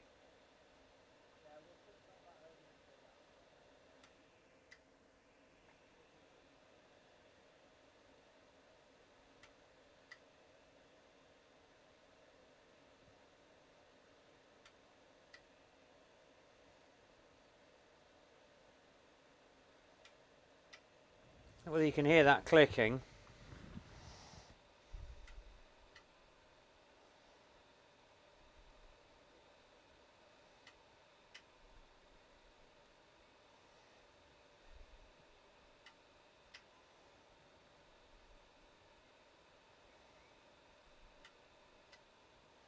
You probably can't hear that clicking, but I can hear it clicking.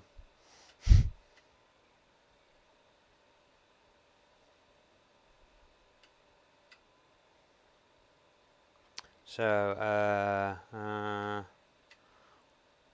just trying to work my way through the app.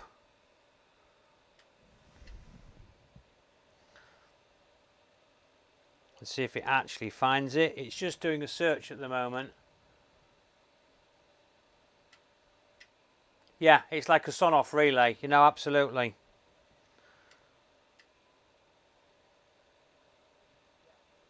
So hopefully it might find it. It might not.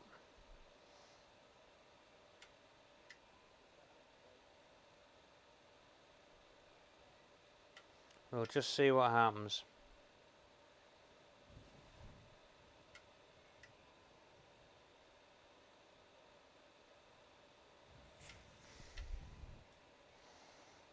It's very boring.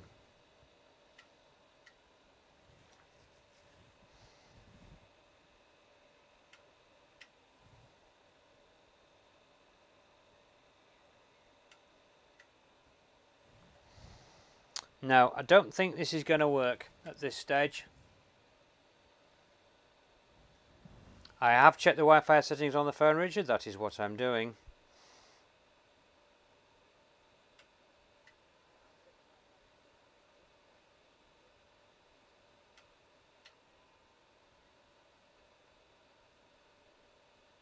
Right, I'm trying a different way of connecting now. I'm trying a different thing on the app to see if it's a different thing. But it doesn't appear to be one of those either. It's just a matter of trying to work out which device it's supposed to be. Because I'm sure once I find the right device, it will power into life. But it's not. I'm not going to find it looking for a kettle, am I? That's the thing.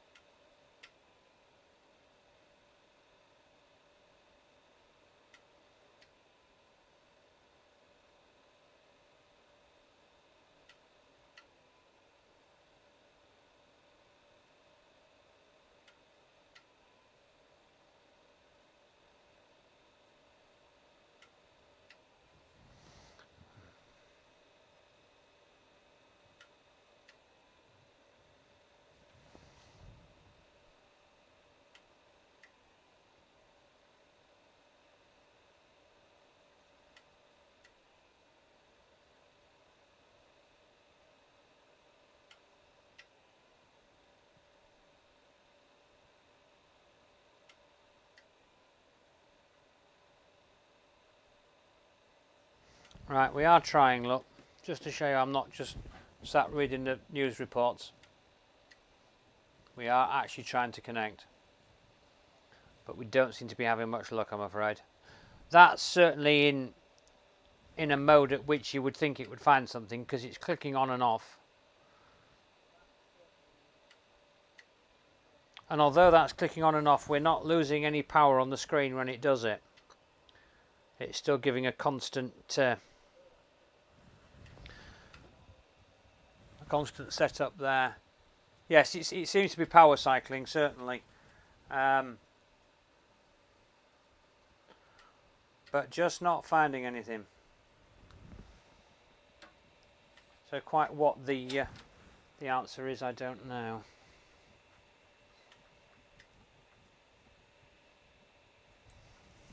Meanwhile, I am just going to put the sheet on the bed. And we'll do a bit of manual levelling while you're watching that exciting thing happening.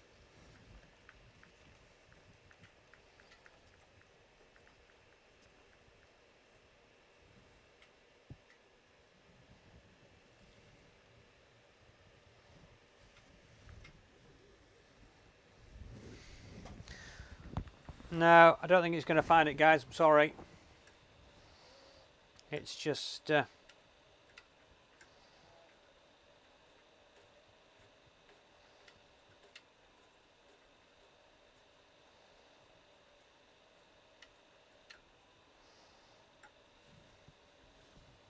and now it's gone to sleep. So I think we'll have to do a little bit more research into that before we go much further. So in the meantime, I'm just... Now what I like about this reflective surface on this bed is that I can actually level the bed by eye, which is nice, because you can actually see how close the nozzle is to the bed as you go along.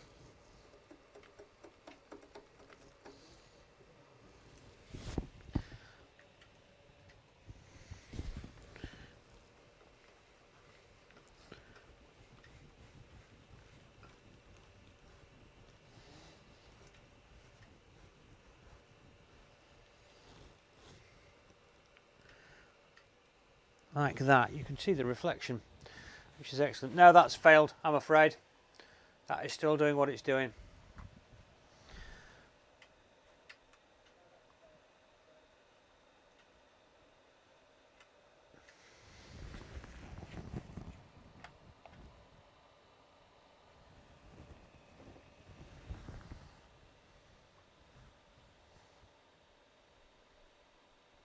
I'm going to try again.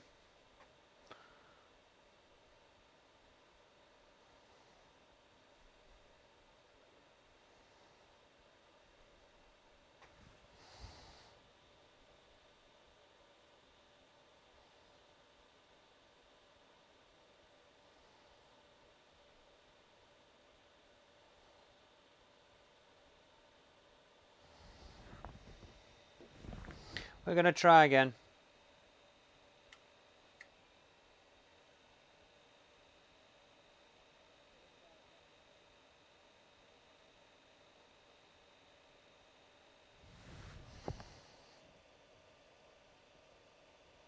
Now we've just gone to a solid blue light now.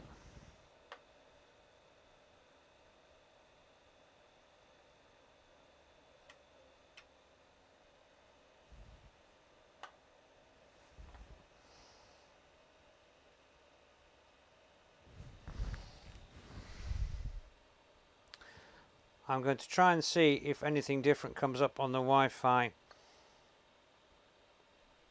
while that light's flashing.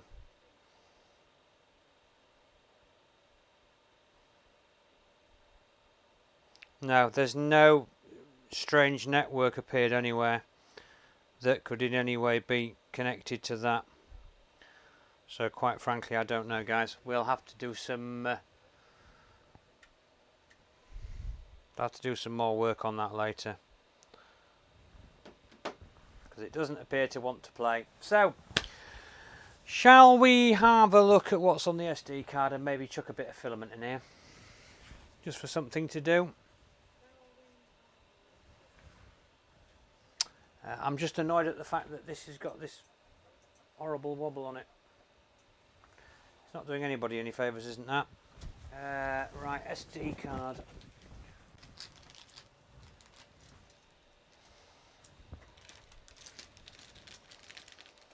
Let's bang it in and see what's on it. What's the worst that can happen? So it reckons it's a Kingston 8GB SD card. I'm not going to argue with it.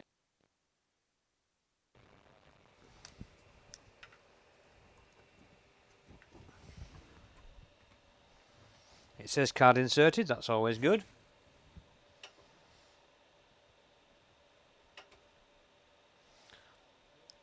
So we only have one thing on the SD card that's readable, and it says Squirrel, -4 plus 100. Whatever that means in English.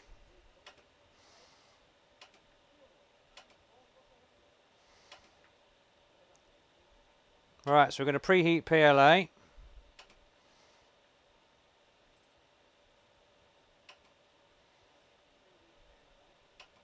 So we get the bed up to temperature. Oh, 180? My goodness. What sort of temperature is that? Right, spool holder. Shall we wax the spool holder one while we're waiting for that to heat up? And then we might actually be able to get some...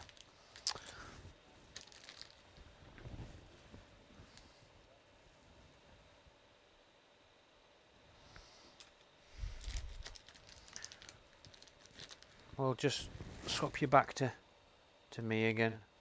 There we go. We'll get the spool holder whacked on, and we'll see what we can do. I think we'll need to alter the temperature though. I don't think that's going to be much good to man the beast. So the spool holder appears to clamp round the top frame. I don't remember where I put the spool holder.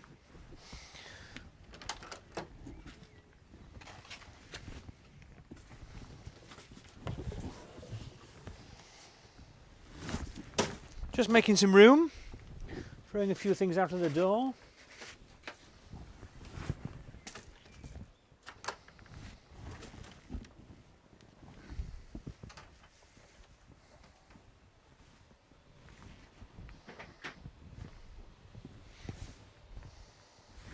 So we're nearly up to temperature. It's putting 70 on the bed.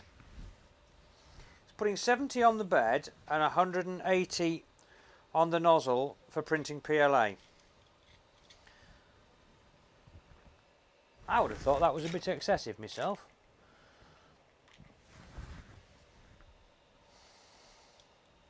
And when we're up to temperature, we'll just do a bed level again before we get carried away with ourselves.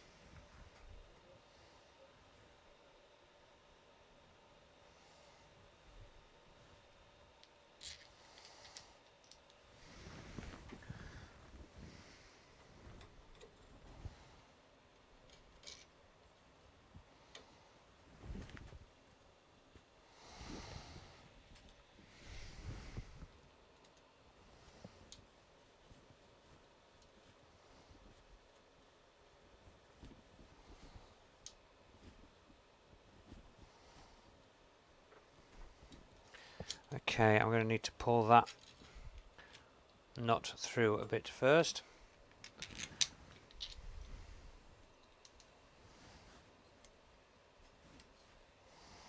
In fact, if I got it in square, it would help. There's just a couple of nuts to recess. Just notice we have the blinking heat light on the back of the bed to tell you when the bed heater is actually running, so that's quite nice. Find a bit of filament next. Right, there we go. That's now getting a grip. Don't know whether we're going to use this spool holder or whether we'll swap it out for something else.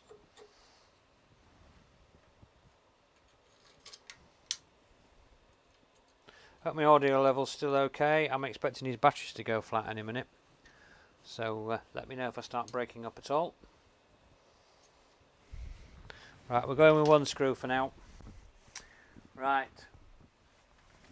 Well, seeing as we're using an Eryone machine, we might as well use a bit of Eryone rainbow filament. It would be stupid not to, wouldn't it, really?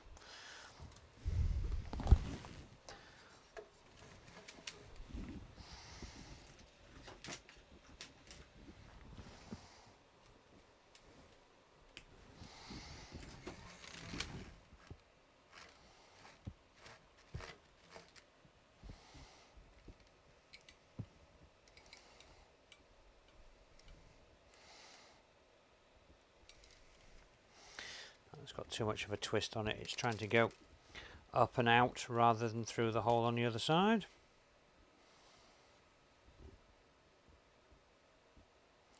So we'll just put a little bend into it so it forces itself in a straight line as it comes out of the tube.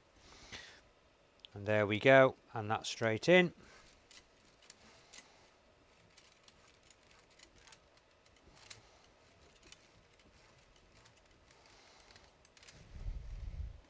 And that's up as far as the extruder. Right, so we'll do a quick bed level.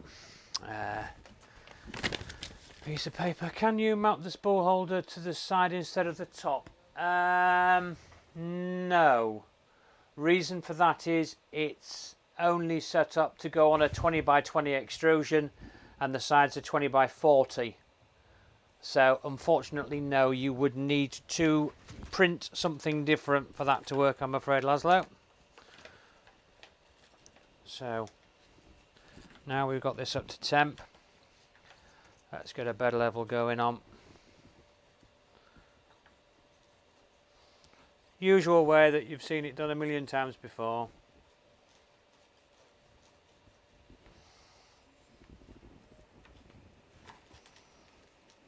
And that's almost perfect before we start. Oh, that bed's warm.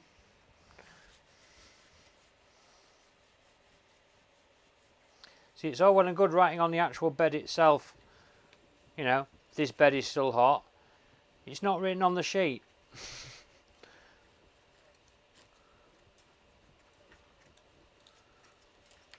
Okay. Now, I promise you now, this table is not built for printing on. It's the most rickety, nasty thing you've seen in your life. So, it's not going to show the printer off to its best, being quite frank.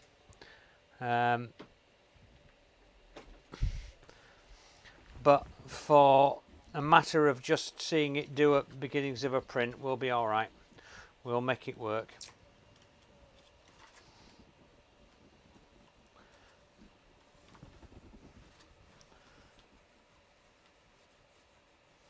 Right, I think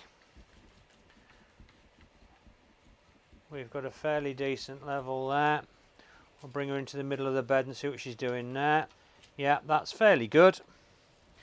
So, print from SD, squirrel,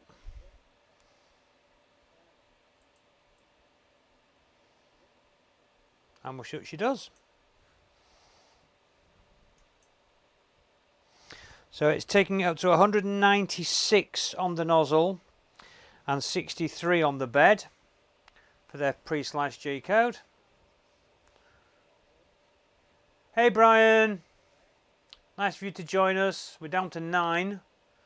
Many of us have already fallen asleep, I think. But we shall see how she does. Like I say, with this issue with the wobble that we've got, I can't see it being a particularly good print. But I will speak to them about it in the morning. Oh.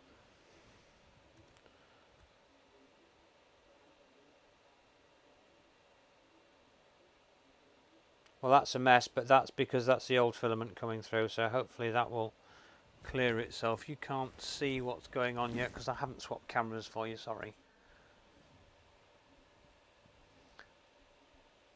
So we've got a nasty blob on there, which really I should have taken off. But it is quiet. It's exceptionally quiet.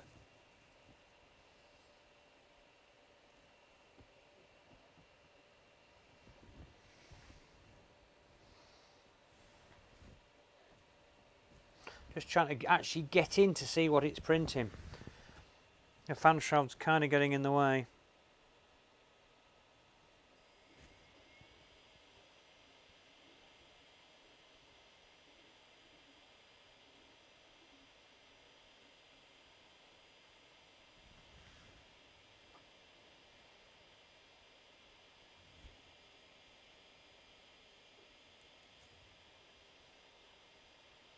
Now it's wobbling my table all over, but if I'm actually holding the machine still, which is what I'm endeavouring to do now,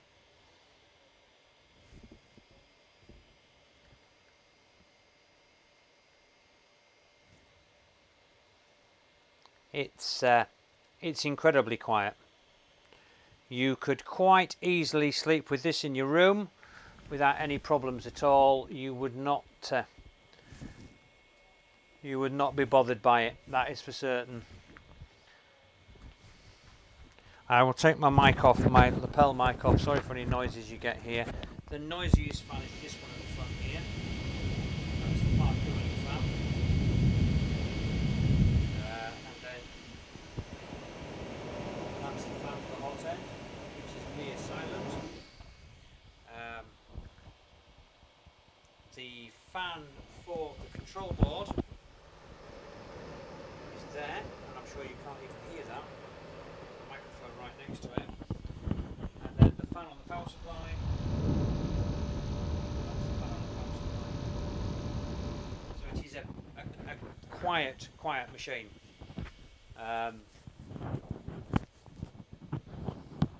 No, not bad fan noise at all, Scott. It's good. It's not quite as good as the artillery. It's not quite as good as a Prusa. But it's not excessively noisy. It's got to be said. Like I say, you could certainly sleep in a room with it in. It wouldn't keep you awake at night. Cable management, I'm not quite sure I'm 100% happy with where they've routed stuff. I shall move stuff about a bit. An awful lot of lithium grease on those Z-rods as well. But my main concern is this. I'm trying to think of the word for it. What do we call it? I like that the Y-axis motor is positioned with the tooled gear at the top. Yes. No, I know what you mean. Yeah, it's.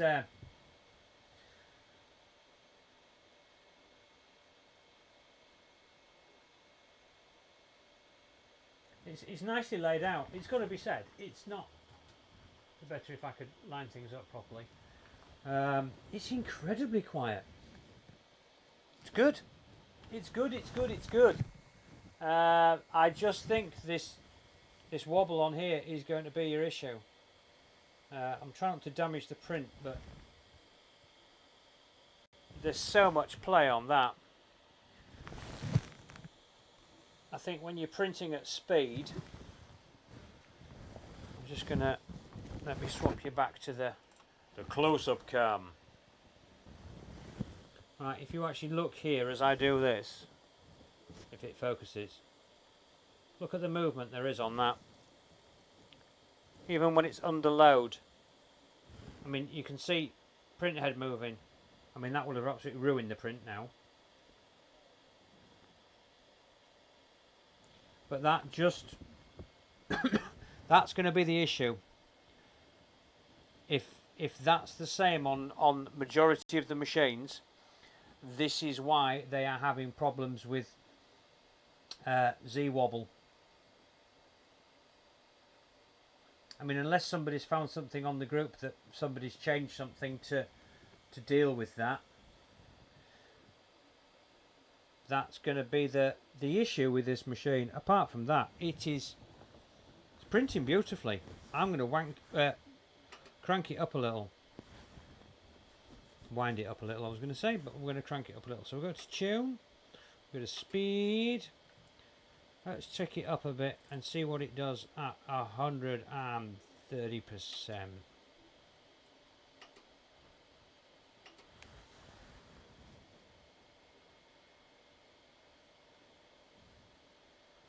Well, there have been reports, Brian, on the Facebook groups of Z-Wobble, and it would appear that, well, there isn't any eccentric nuts on this carriage at all. So there's no eccentric nut on that side and no eccentric nut on that side, and it is actually flexing that way, like that. So the wheels aren't tight enough into the V-slots, and there's no way of tightening them up. So the whole of this beam can twist. The whole of this unit can move that way, and of course that the same.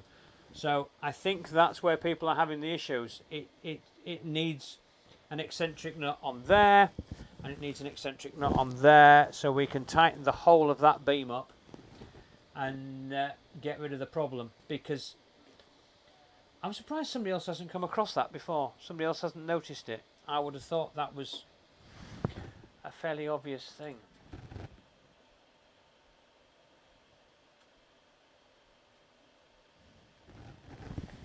But we will solve it. I will get in contact with them on Monday morning. I shall tell them my findings. I might even send them a quick video showing them the issue, and hopefully, I can't see it being a major issue to just replace those two, that one and that one, just unbolt them, bolt ones in that have got eccentric nuts on. I mean, that one, look, is free spinning. That's not touching at all, isn't that? That's just going round and round and round. That side one is solid. That side one is solid. And the bottom one at this side is doing nothing. That's the only one on this side that's gripping. That one's loose and that one's loose. And then on this side, the bottom one is loose. So I would say that's where they need to do some work, really.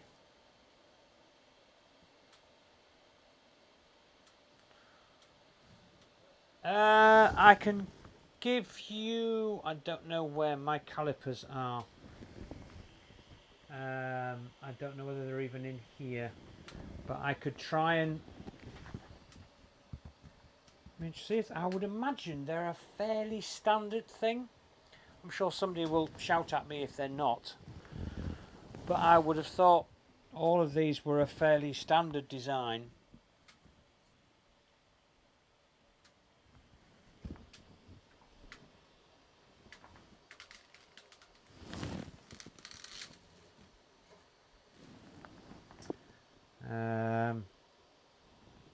I can't find my calipers.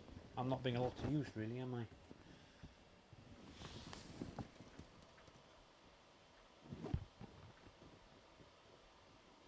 See, we're going to have wobble because this table's wobbling all over like a wobbly thing that wobbles in a wobbly way.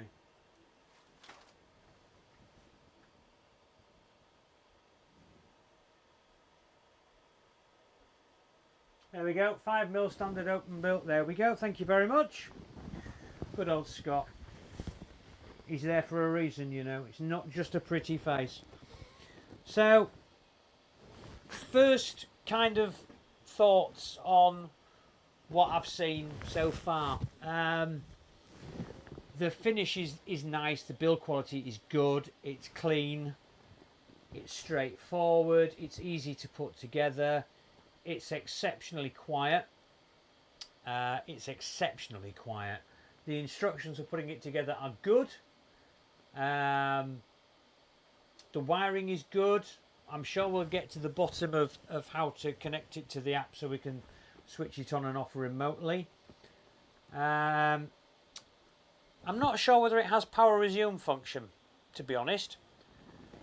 Seeing as this print is going to be a mess anyway, because of what I've done to the what I've done to it by shaking it, I'll show you what I can see, why I'm giggling when I was rattling that frame up and down.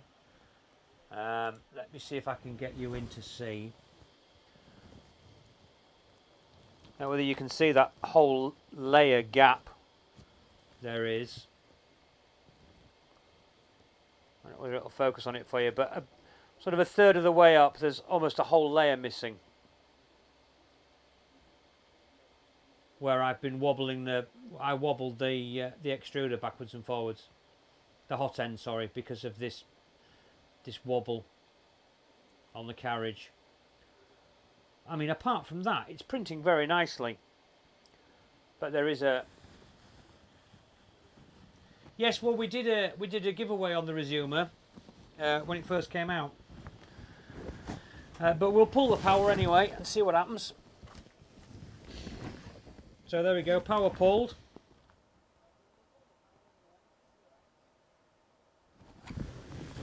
It's always good to check.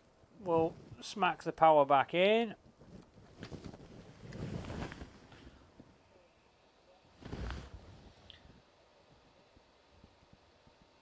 And there we go. If you want to resume print. The nozzle is exactly where it was on the bed, so that might cause an issue. We'll hit yes. Right, so it's heating the bed again. So that's an attempt, I suppose, at keeping the adhesion by waiting till the bed's back up to temperature.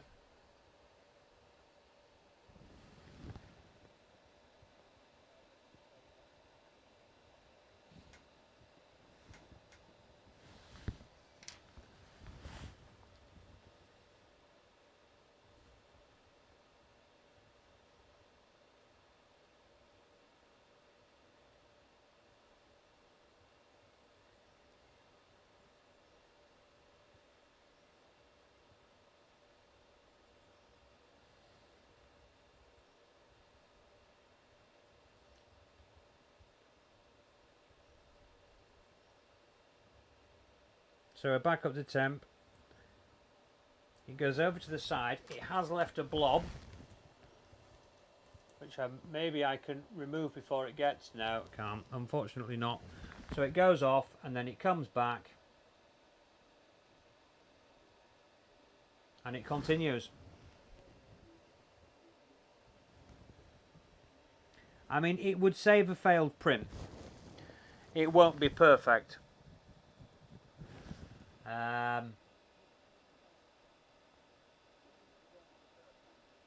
So, you know, you would have to do some cleaning up of the print after it had finished, which is kind of understandable.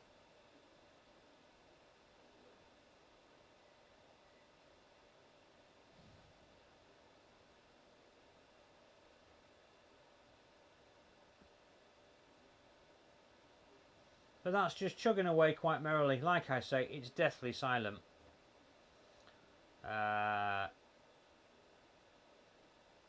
It's very good. Very good. The loudest noise, when the part cooling fan isn't on, the loudest noise is the power supply. And like I say, I just wish that had a longer lead on it. If that had a longer lead on it, so that could be further away from the actual printer, you know, it would be perfect. I have a UPS as well, Laszlo, which I don't use since I moved into the PLA hut, but I used to use it quite a lot, but don't bother with it much anymore. There's no filament run-out sensor on here, although I don't feel the need for one, but I'm sure it's hackable due to the fact there's those two ports. I'm sure one of those could be hacked as a run-out sensor without any problems at all. And the other one for the ABL sensor, which we may get into on another day.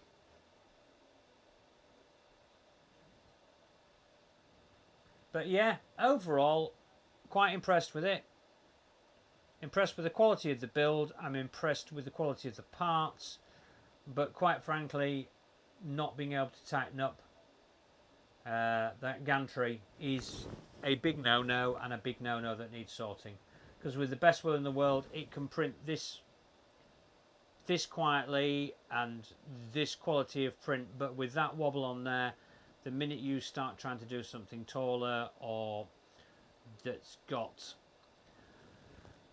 you know, that's a vase or something like that, that wobble is gonna definitely be seen.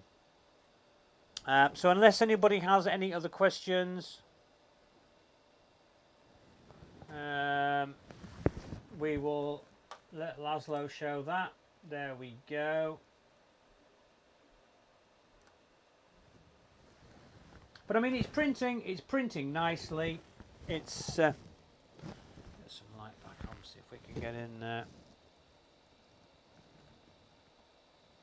Cooling fan is not spinning, no, Richard, but it's holding a temperature. The part cooling fan hasn't come back on, but it doesn't seem to be affecting the print in any way, shape or form. Maybe that is something to do with the restart, because up until that point it was running. So maybe that's something what happens when you pull the power. If I go to the screen here and I go to tune, I can change the fan speed, look.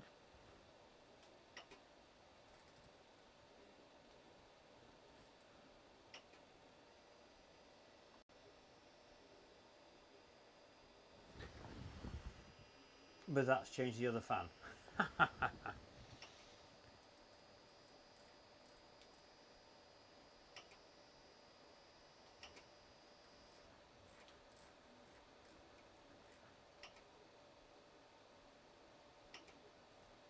I'm just playing with these just to see if that will...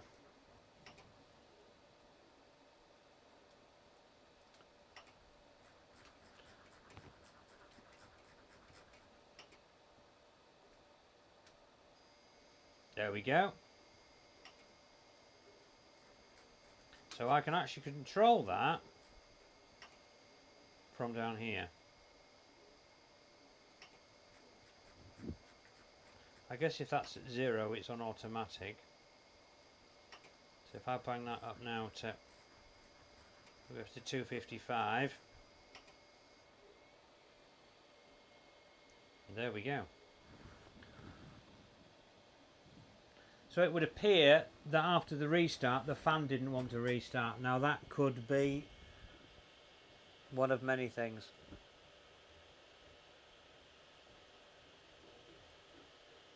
But there we go.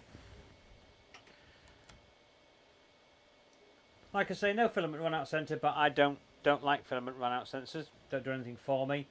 Power resume. I would hope we wouldn't have a power cut, but if it did that and it resumed and it finished the print, well, at least it's finished the print. Yeah, it is what it is.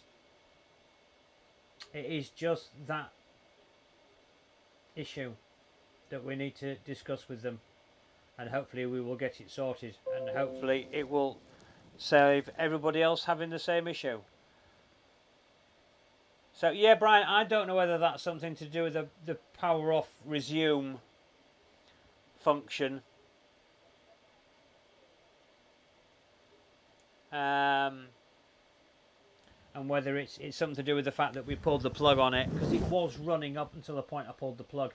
As for fitting a filament run out sensor, I think, as I bring you around the back, because I've got that one that says proximity sensor, which you can't read, but I promise you it does say it.